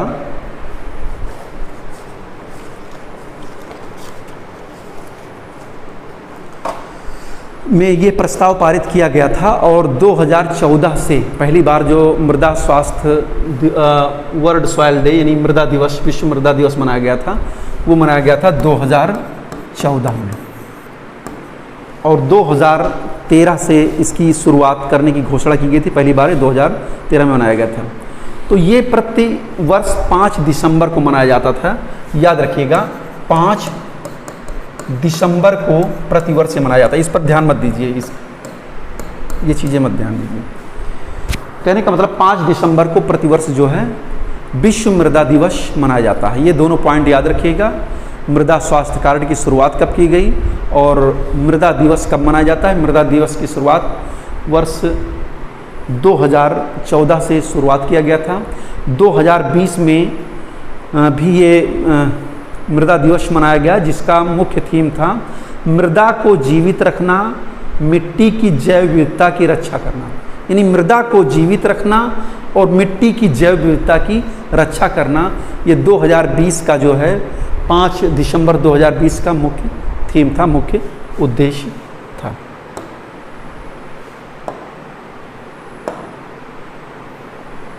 हाँ, अब हम आते हैं कुछ चीज़ों को और जान लेते हैं।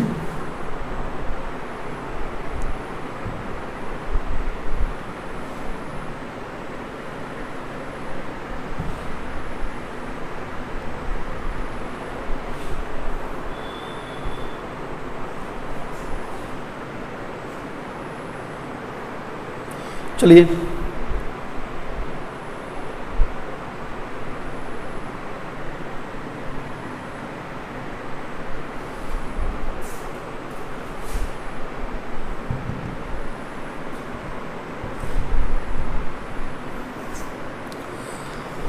कुछ चीज़ों को हम और जान लेते हैं। टाइम कितना हुआ?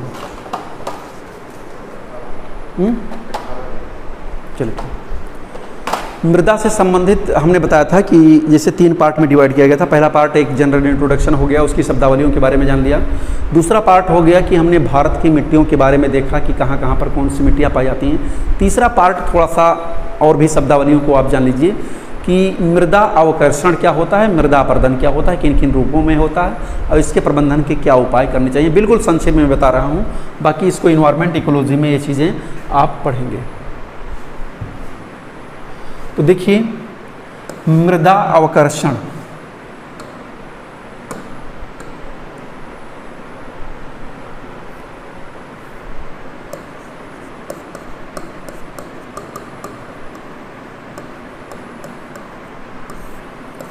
इसको हम सॉयल डिग्रेडेशन के नाम से भी जानते हैं या मृदा ह्रास के नाम से जानते हैं। मृदा अवकर्षण का मतलब होता है कि मिट्टी की गुणवत्ता में निरंतर ह्रास होना, चाहे प्राकृतिक कारकों के माध्यम से, चाहे मानवीय गतिविधियों के माध्यम से। जब मिट्टी की गुणवत्ता, किसी क्षेत्र की मिट्टी की गुणवत्ता में निरंतर कमी होती रहती है तो उसी को हम मृदा अवकर्षण या सॉयल डिग्रेडेशन के नाम से जानते हैं। अब वो कई कारण हो सकते हैं। अपर्दन और अपक्षय की प्रक्रियाओं के द्वारा, कटान के द्वारा, नदियों के कटान के द्वारा मृदा अवकर्षण भी हो जाता है, मृदा की उर्वरता नष्ट हो जाती है, उपजाऊ मिट्टी कट करके दूसरे क्षेत्र में बह जाती है। कुछ मानवीय गतिविधियां होती हैं, हम बहुत ज़्यादा फसलों का उत्पादन करने लगते हैं, गहन कृषि को अपनाने लगते हैं, या कुछ शुष्क क्षेत्रों में बहुत ज़्यादा फसलों के उत्पादन के लिए अत्यधिक सिंचाई करने लगते हैं। तो ऐसी स्थिति में मृदा के जो पोषक तत्व होते हैं उनमें निरंतर कमी की प्रवृत्ति आने लगती है। उसी को हम सॉयल डिग्रेडेशन या मृदा अवकर्षण कहते हैं। अगला है मृदा अपर्दन।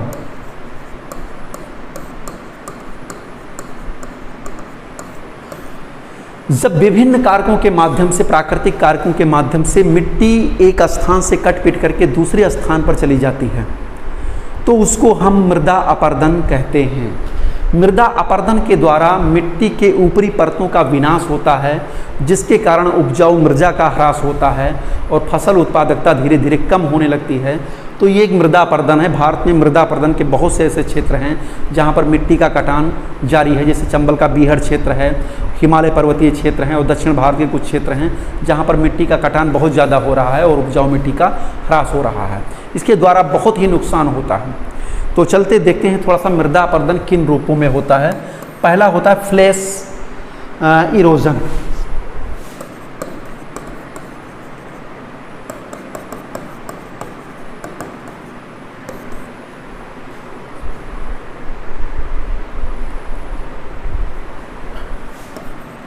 फ्लैश इरोजन, इसको हम कहते हैं बूंद अपर्दन।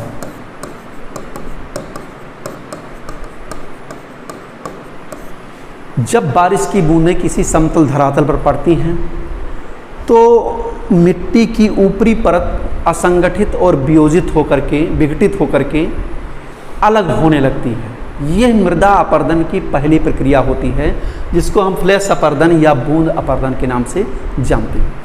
दूसरा होता है सीट अपर्दन।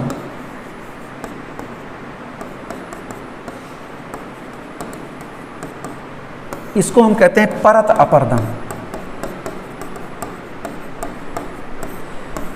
जब किसी समतल सतह पर वर्षा की बूंदों जो पड़ती हैं और वो जो है एक समतल सतह पर से होकर के बहने लगती हैं तो मिट्टी की ऊपरी परत को काट पीट करके आगे की तरफ बहा ले जाती हैं। इसको हम परत अपर्दन या सीट इरोजन के नाम से जानते हैं। ठीक ठीक, सीट अपर्दन के नाम से जानते हैं। इसके द्वारा मिट्टी की पतली परत का विनाश होता है, अपक्षरण होता है। अगला है रिल इरोजन।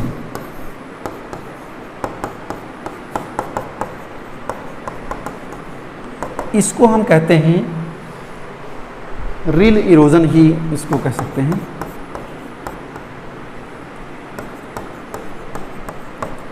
रिल अपर्दन में क्या होता है कि जो जल का बहाव होता है, वर्षा के जल का बहाव होता है, जब वो छोटी छोटी कम गहरी नालियों के माध्यम से होकर के जल आगे की तरफ बढ़ता है तो उसको हम रिल इरोजन के नाम से जानते हैं।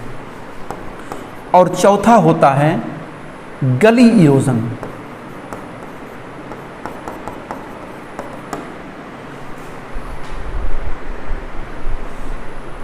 गली इरोजन, गली इरोजन इसको हम कहते हैं अवनलिका अपर्दन।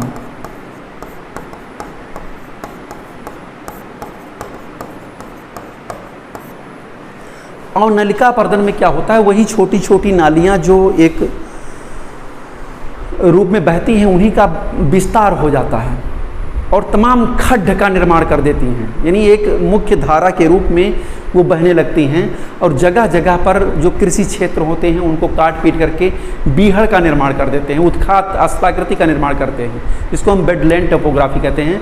जैसे चंबल नदी ने तमाम जो है अपने क्षेत्र में उबड़ खाबड़ बीहड़ों का निर्माण किया है, तो वो अवनलिका अपर्दन या गली इरोजन के कारण ही वो चीज़ें संभव होती। अब इसके बाद में हम थोड़ा सा चलते हैं, संक्षेप में आपको बता दे रहे हैं। मृदा संरक्षण,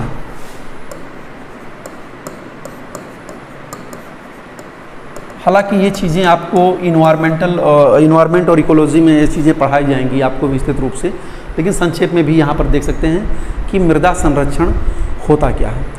मृदा को किस प्रकार से सुरक्षित रखा जाए, कैसे उसका उपजाऊपन बरकरार रखें, किससे उसमें फसलों के विभिन्न प्रकार के फसलों की पैदावार होती रहे, जीवांशवर्धन की क्षमता बनी रहे, इसी को हम मृदा संरक्षण कहते हैं।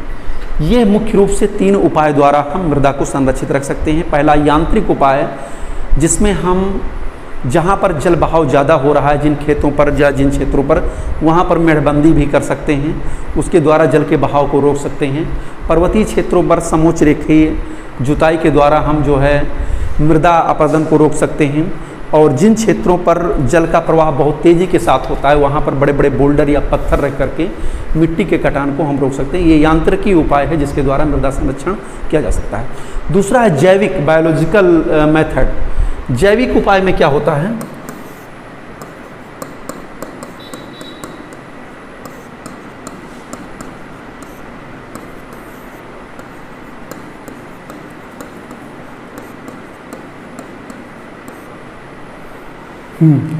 जैविक उपाय में क्या होता है कि जैसे हम किसी भी क्षेत्र की मृदा जो ह्रास उसका हो रहा है, उपजाऊपन खत्म हो रहा है, वहाँ पर हम कृषि प्रणाली में फसल चक्र को अपनाएं। फसल चक्र या सस्यावर्तन, इसका मतलब ये होता है कि फसलों को हेर फेर करके उगाना। हम एक ही फसल अगर गेहूं ही उत्पन्न कर रहे हैं या चावल ही उत्पन्न कर रहे हैं तो उससे मृदा का उपजाऊपन बरकरार नहीं रहता है, नष्ट होने लगती है।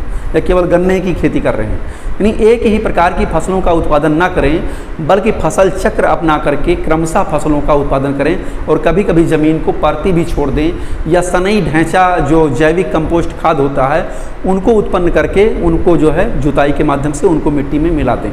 इससे मृदा की उर्वरता बरकरार रहती है।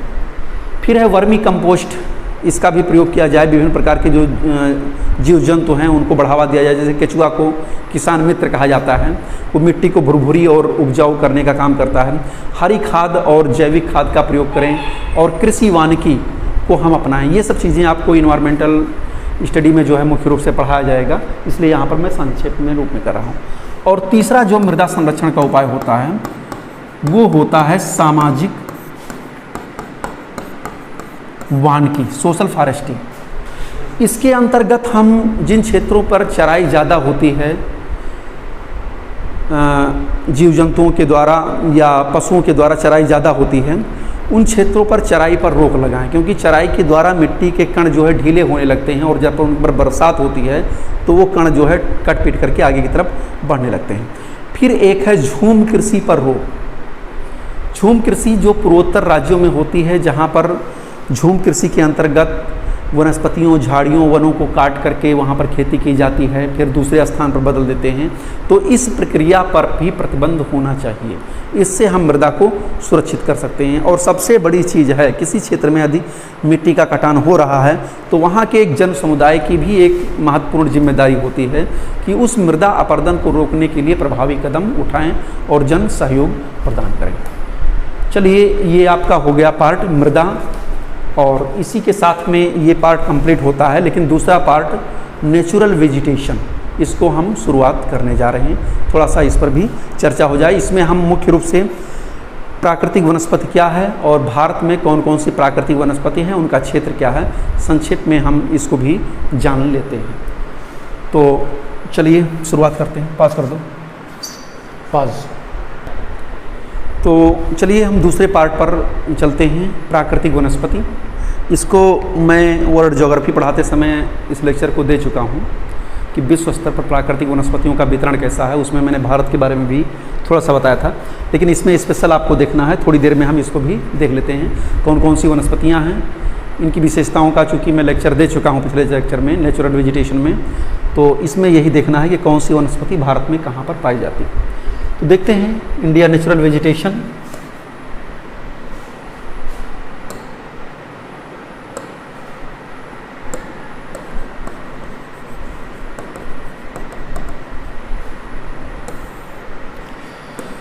हाँ देखिए,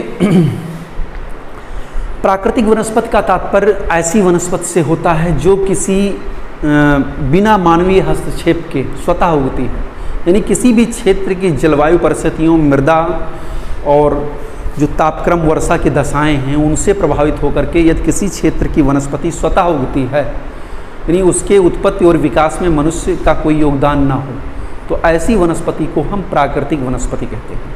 प्राकृतिक वनस्पति के अंतर्गत पेड़ पौधों से लेकर के छोटी छोटी घासों को भी सम्मिलित किया जाता है, यानी वन समुदाय, फॉरेस्ट को भी सम्मिलित किया जाता है, जिसमें बड़े बड़े पेड़ पौधे होते हैं विभिन्न प्रकार के। घास समुदाय को भी सम्मिलित किया जाता है, जिसमें prairie, steppe, well, downs, pampas, compass, llanos, ये सब भी होते हैं। घास क्षेत्र भी आते हैं। इसके अंतर्गत मरुस्थलीय क्षेत्र की भी वनस्पतियाँ आती हैं। और दूसरा जो डेल्टाई क्षेत्र की वनस्पतियां हैं, टैगा टुंड्रा की क्षेत्र की वनस्पतियां हैं, इनको भी सम्मिलित किया जाता है नेचुरल वेजिटेशन के अंतर्गत। हम सीधा चलते हैं भारत में कौन कौन सी किस किस प्रकार की वनस्पतियां पाई जाती हैं और उनके क्षेत्र क्या हैं, उनकी प्रमुख विशेषताएं क्या हैं। सबसे पहले ट्रॉपिकल एवरग्रीन फॉरेस्ट या उष्णकटिबंधीय सदाबहार। पहला है उष्णकटिबंधीय सदाबहार वनस्पति। सीधा सा आप यहाँ पर देखिए, ये जो शेड आपका बना हुआ है, ये ट्रॉपिकल ये उष्णकटिबंधीय सदाबहार वन का बना हुआ है। ये उष्णकटिबंधीय सदाबहार या अर्ध सदाबहार, इन दोनों के क्षेत्र को एक ही शेड से यहाँ पर दिखाया गया है। यहाँ पर आप देखेंगे ये जो एरिया ये पड़ रहा है, ये पूरा ये उष्णकटिबंधीय सदाबहार वन पड़ रहा है, आप जानते होंगे। अच्छा, दूसरा जो एरिया है वो ये उष्णकटिबंधीय सदाबहार वन का है। ये पूर्वोत्तर राज्यों में ये उष्णकटिबंधीय सदाबहार वनस्पतियाँ पाई जाती हैं। मैं आपको बता दूं, जब दक्षिणी पश्चिमी मानसून आता है तो इस पश्चिमी घाट के पर्वतों से टकरा करके पश्चिम में सबसे ज़्यादा वर्षा होता है। इस वनस्पति की सबसे ज़्यादा विशेषता होती है कि 200 सेंटीमीटर, यानी उष्णकटिबंधीय सदाबहार और अर्ध सदाबहार, ये दोनों 200 सेंटीमीटर से अधिक वर्षा वाले क्षेत्र होते हैं। पहली चीज़, टेम्परेचर भी 22 डिग्री से लेकर के 26 डिग्री सेंटीग्रेड तक इन क्षेत्रों पर टेम्परेचर रहता है। 22 से 26 डिग्री सेंटीग्रेड तक टेम्परेचर रहता है, यानी तापक्रम और वर्षा के प्रभाव से जो है उष्णकटिबंधीय सदाबहार वनस्पतियों का जन्म होता है। ये वनस्पतियाँ वहीं पर पाई जाती हैं जहाँ पर टेम्परेचर ज़्यादा रहता है और जहाँ पर वर्षा की मात्रा भी बहुत ज़्यादा होती है। उन क्षेत्रों पर ये उष्णकटिबंधीय सदाबहार वनस्पतियाँ पाई जाती हैं। आप देखेंगे पश्चिमी घाट का जो पश्चिमी भाग है वो वर्षा प्रदेश, यानी यहाँ पर ज़्यादा वर्षा होती है। इधर वाला भाग तो वृष्टि छाया प्रदेश में पड़ जाता है, लेकिन ये भाग जो अरब सागर के ढाल वाला भाग है, यहाँ पर घनघोर वर्षा होती है। 200 सेंटीमीटर, 200 से 250 सेंटीमीटर के बीच वर्षा होती है और टेम्परेचर भी लगभग 22 डिग्री सेंटीग्रेड से ऊपर ही रहता है। तो इस क्षेत्र पर ये सदाबहार वनस्पतियों का प्रादुर्भाव हुआ है।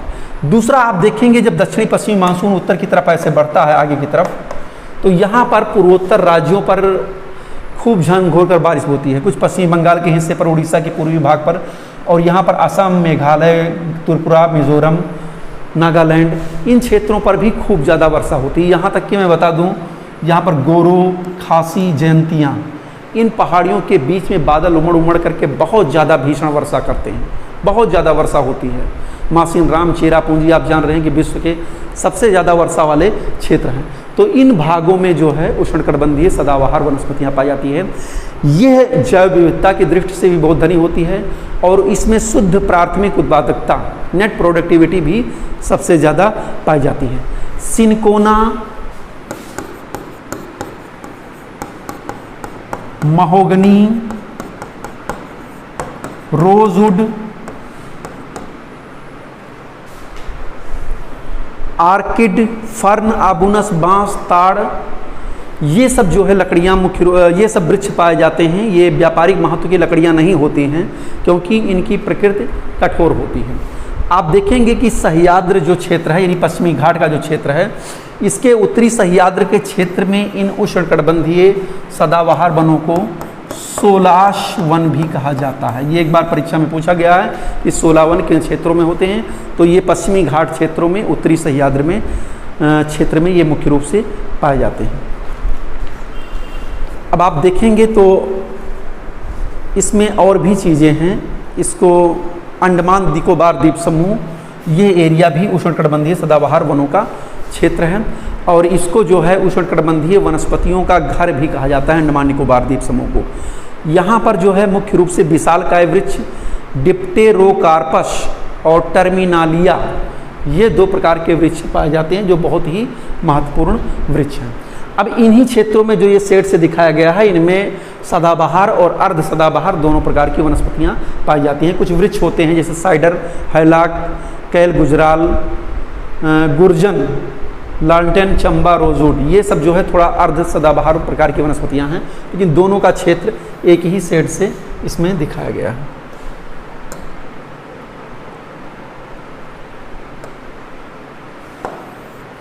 अगला चलते हैं नंबर 2, उष्णकटिबंधीय आर्द्र पर्णपाती वन।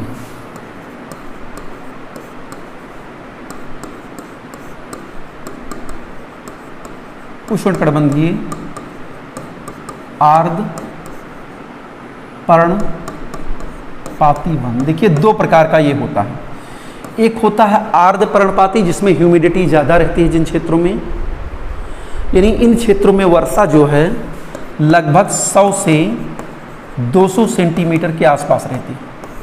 और जहाँ पर वर्षा 100 सेंटीमीटर से 75 से 100 सेंटीमीटर होती है, वहाँ पर शुष्क पर्णपाती पाए जाते हैं। दोनों के एरिया को एक ही दिखाया गया है, उष्णकटिबंधीय पतझड़ वन। इनको सीधा सीधा आप जान सकते हैं, चाहे आर्द्र पर्णपाती हो चाहे शुष्क पर्णपाती हो। आर्द्र पर्णपाती वन भी पत्तियां वर्ष भर में एक बार अपनी गिरा देते हैं और शुष्क पर्णपाती जो वन होते हैं वो भी अपनी पत्तियों को गिरा देते हैं, यानी इनको पतझड़ वन के नाम से जाना जाता है। ये पूरा सेट जो आपका बना हुआ है, ये आप देख रहे हैं सर्वाधिक विस्तृत क्षेत्र में, ये आर्द्र पर्णपाती है। लेकिन भारत में अगर वनस्पतियों को देखें तो शुष्क पर्णपाती का एरिया ज़्यादा है, आर्द्र पर्णपाती से शुष्क पर्णपाती का एरिया ज़्यादा है। चलिए दोनों को हम थोड़ा सा देख लेते हैं। आर्द्र पर्णपाती में बसंत व ग्रीष्म ऋतु में ये अपनी पत्तियां गिरा देते हैं, इसलिए इनको पर्णपाती वन कहते हैं। ये हिमालय श्रेणियों के गिरिपद में, ये आप यहाँ पर देखेंगे, ये पूरा एरिया आर्द्र पर्णपाती क्षेत्र का है। भाबर और तराई प्रदेश ये भी जो है आपका इसी में आ जाएगा। फिर जो है आप देखेंगे मध्य प्रदेश, झारखंड, बिहार, पश्चिमी उड़ीसा, महाराष्ट्र का हिस्सा, तमिलनाडु और कर्नाटक, इन सब हिस्सों में आर्द्र पर्णपाती वन मुख्य रूप से पाए जाते हैं। आर्द्र पर्णपाती और शुष्क पर्णपाती पाए जाते हैं। इसमें साल, सागौन, शीशम, बेंत, चंदन, आंवला, सहतूत, महुआ, आम, ये वृक्ष जो है मुख्य रूप से पाए जाते हैं और भारत की मानसूनी जलवायु का इन पर ज़्यादा प्रभाव पड़ा है। अच्छा, इसी एरिया में जो आपने देखा है, ये जैसे इसी एरिया में शुष्क पर्णपाती वन भी पाए जाते हैं, जहाँ पर वर्षा 70 से लेकर के 100 सेंटीमीटर, जो कि इस फिगर में जो है दोनों शुष्क पर्णपाती, आर्द्र पर्णपाती दोनों को एक ही एरिया में दिखा दिया गया है। तो याद रखिएगा, जो आर्द्र पर्णपाती होते हैं वो 100 से 200 सेंटीमीटर वर्षा वाले क्षेत्र होते हैं और शुष्क पर्णपाती 70 से 100 सेंटीमीटर वर्षा वाले क्षेत्र होते हैं। इसमें उत्तर प्रदेश का कुछ दक्षिणी भाग, आंध्र प्रदेश, तेलंगाना, कर्नाटक, तमिलनाडु, यानी वही एरिया है, ठीक है, इनके सीमावर्ती क्षेत्रों पाए जाते हैं। सर्वाधिक विस्तृत क्षेत्र में हैं और इसमें जो है हाथी, गैंडा, शेर, चीता, ये सब आते हैं। तेंदू, बैर, खेर, इन सब के पौधे भी इसमें मुख्य रूप से पाए जाते हैं। आगे हम चलते हैं।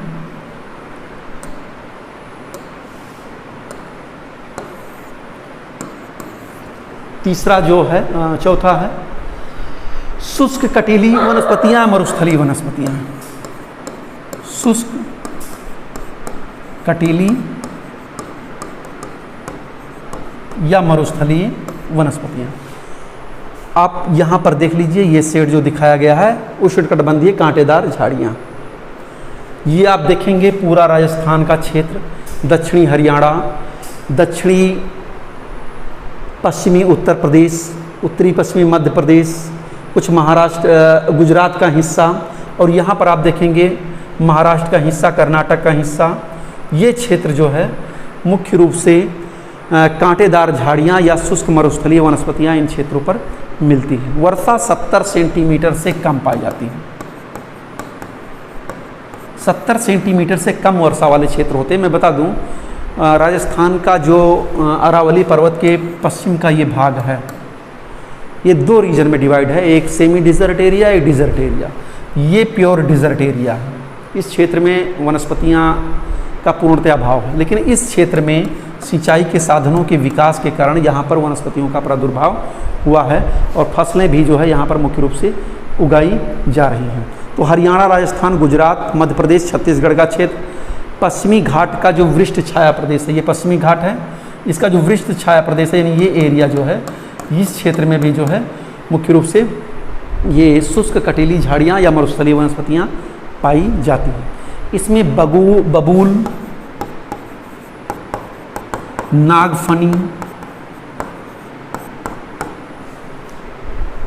और खजूर खेजड़ी, इन वृक्ष जो है मुख्य रूप से पाए जाते हैं, और बहुत सी छोटी छोटी कांटेदार झाड़ियाँ भी इस क्षेत्र में पाई जाती हैं। अब कुछ, चूँकि इस फिगर में नहीं दिखाया गया, जान लीजिए, ऐसा नहीं कि भारत में सवाना वनस्पति नहीं पाई जाती है, कुछ घास क्षेत्र भी भारत में पाए जाते हैं। जैसे आप कश्मीर में देखेंगे तो गुलमर्ग, सोनमर्ग, इस एरिया में आप देखेंगे तो कुछ हिमालय के प्राकृतिक जो वनीय क्षेत्र हैं, फॉरेस्ट एरिया, वहाँ पर भी कुछ वनस्पतियाँ पाई जाती हैं, जिसे सवाना घास के रूप में पाई जाती हैं, जहाँ पर पशुचारकों द्वारा जो है ऋतु प्रवास किया जाता है। उसमें जैसे गुलमर्ग, सोनमर्ग, या उत्तराखंड में आप देखेंगे बुग्याल या प्याल नाम से जाना जाता है, गढ़वाल क्षेत्र में ये जाना जाता है। ये 60 सेंटीमीटर से कम वर्षा वाले क्षेत्र जो होते हैं, ये सवाना घास के क्षेत्र होते हैं। आपको इसमें नहीं दिखाई देगा, 60 सेंटीमीटर से कम एरिया वाले क्षेत्र होते हैं। तो इन क्षेत्रों में भी कुछ घास के क्षेत्र पाए जाते हैं। जैसे मैंने बताया कि उत्तराखंड में बुग्याल प्यार, कश्मीर में सोनमर्ग, गुलमर्ग, ये घाटियों के निचले भाग में ढालों पर, पहाड़ी ढलानों पर ये घास के मैदान मुख्य रूप से पाए जाते हैं। और ये great Indian bustard, laser florican और भारतीय भेड़ियों के प्राकृतिक आवास के रूप में भी जाने जाते हैं। अब इसके बाद में है अगला नंबर, पर्वतीय वनस्पति।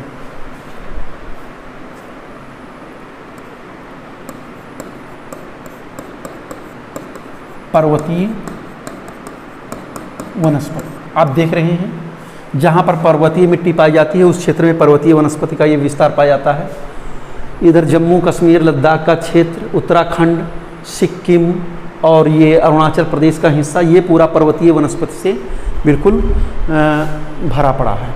और इसमें अगर आप देखें तो वनों में विविधता पाई जाती है। यहाँ पर आप देखेंगे पर्वतीय वनस्पति में तो सदाबहार वृक्ष भी पाए जाते हैं, कुछ घास के क्षेत्र भी पाए जाते हैं, और कुछ कटीले वन भी पाए जाते हैं, कुछ कोणधारी वन पाए जाते हैं। तो इस क्षेत्र की वनस्पतियों पर मुख्य रूप से उच्चावच का नियंत्रण है। टेम्परेचर और वर्षा के साथ साथ उच्चावच का नियंत्रण है, यानी भूमि की बनावट का नियंत्रण है, पहाड़ी ढलानों का भी नियंत्रण पाया जाता है। जैसे आप देखेंगे तो लगभग 1000 से 2000 मीटर की ऊंचाई पर शीतोष्ण कटिबंधीय आर्द्र वन पाए जाते हैं। इसमें ओक, चेस्टनट ये मुख्य रूप से पाए जाते हैं। फिर इसके बाद में अगर आप देखेंगे तो 1500 से 1700 मीटर की ऊंचाई पर ये चीड़ के वन पाए जाते हैं, जो काफ़ी विस्तृत रूप में पाए जाते हैं। और इसके बाद में देखेंगे कि 2000 से 3000 मीटर की ऊंचाई पर देवदार, भोजपत्र, रोडोडेंड्रॉन, चीर, सिल्वर, फर, स्प्रूस, यानी जो है आर्द्र शीतोष्ण वनों का विस्तार इस क्षेत्र में पाया जाता है। अब 3000 मीटर के ऊपर अगर आप देखेंगे तो अल्पाइन वन पाए जाते हैं, टैगा वन पाए जाते हैं जो शंकुधारी होते हैं। इन अल्पाइन वनों में लगभग ऋतु प्रवास करने वाले जो होते हैं गुज्जर, बकरवाल, गद्दी ये पाए जाते हैं। हाँ, ध्यान रखिएगा इन ऊंचाई पर कुछ घास के क्षेत्र भी पाए जाते हैं और उसके बाद में कुछ शंकुधारी वन पाए जाते हैं। 4000 मीटर की ऊंचाई पर, ध्यान से सुनिएगा, 4000 मीटर की ऊंचाई पर आप देखेंगे तो टुंड्रा वनस्पति का विकास होता है। लेकिन टुंड्रा वनस्पति का विकास पूर्वी हिमालय के क्षेत्र में लगभग 4000 मीटर की ऊंचाई के ऊपर टुंड्रा वनस्पति पाया जाता है। लेकिन पश्चिमी हिमालय पर वो जो है निचले भागों में ही पाए जाते हैं, ज़्यादा ऊपर नहीं पाए जाते हैं। और पश्चिमी हिमालय की अपेक्षा पूर्वी हिमालय में प्राकृतिक वनस्पतियों की जैविकता अधिक है।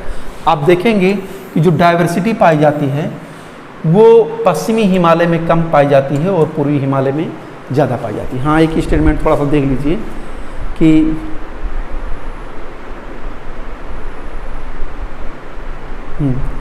हाँ, हमने बता दिया कि यहाँ पर 4000 से कम ऊंचाई पर टुंड्रा वनस्पति और टैगा वनस्पति पाई जाती है पश्चिमी हिमालय पर। लेकिन पूर्वी हिमालय पर देखेंगे तो अधिक ऊंचाई यानी 4000 मीटर से अधिक ऊंचाई पर ही टैगा और टुंड्रा वनस्पति पाई जाती है।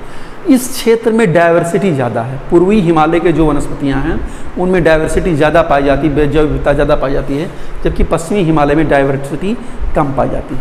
अब इसके बाद में हम लास्ट में चलते हैं, एक वनस्पति और है जिसको हम ज्वारीय वनस्पति के नाम से जानते हैं। यहाँ पर लिखा हुआ वेलांचली या अनूप। आप देखिए यहाँ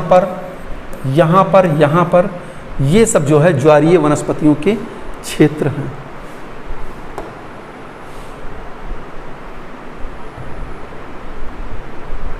हाँ, देखिए ये पूरा देखिए, सुंदर वन का मैग्रोव वन, ये सुंदर वन का मैग्रोव वन, महानदी का मैग्रोव वन, कृष्णा कावेरी गोदावरी का, कावेरी का, और यहाँ पर गोवा, रत्नागिरी और यहाँ पर गुजरात का जो क्षेत्र है, इन क्षेत्रों पर मैग्रोव वनस्पतियों का विकास पाया जाता है। इनको हम टाइडल वेजिटेशन या ज्वारीय वनस्पति कहते हैं। सबसे ज़्यादा इनका विकास पश्चिमी बंगाल और गुजरात के क्षेत्रों पर हुआ है और अंडमान निकोबार क्षेत्र में भी ये पाए जाते हैं। इनमें मैग्रोव,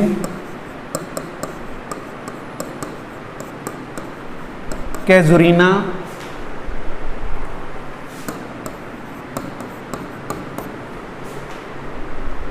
केवड़ा, बेंदी, ये वृक्ष जो है मुख्य रूप से पाए जाते हैं, जिसमें मैग्रोव वनस्पति सबसे महत्वपूर्ण है। हमने बताया था कि पीट और दलदली क्षेत्र में जो है ये वनस्पतियाँ विकसित हैं। इनकी जड़ें जो है बहुत ही विस्तृत होती हैं। पश्चिमी बंगाल के डेल्टाई भागों में सुंदरी वृक्षों की बहुलता के कारण यहाँ पर सुंदरी वृक्ष, इन क्षेत्रों पर सुंदरी वृक्ष जो है बहुत ज़्यादा पाए जाते हैं, इसलिए इसको सुंदर वन का डेल्टा के नाम से भी जाना जाता है।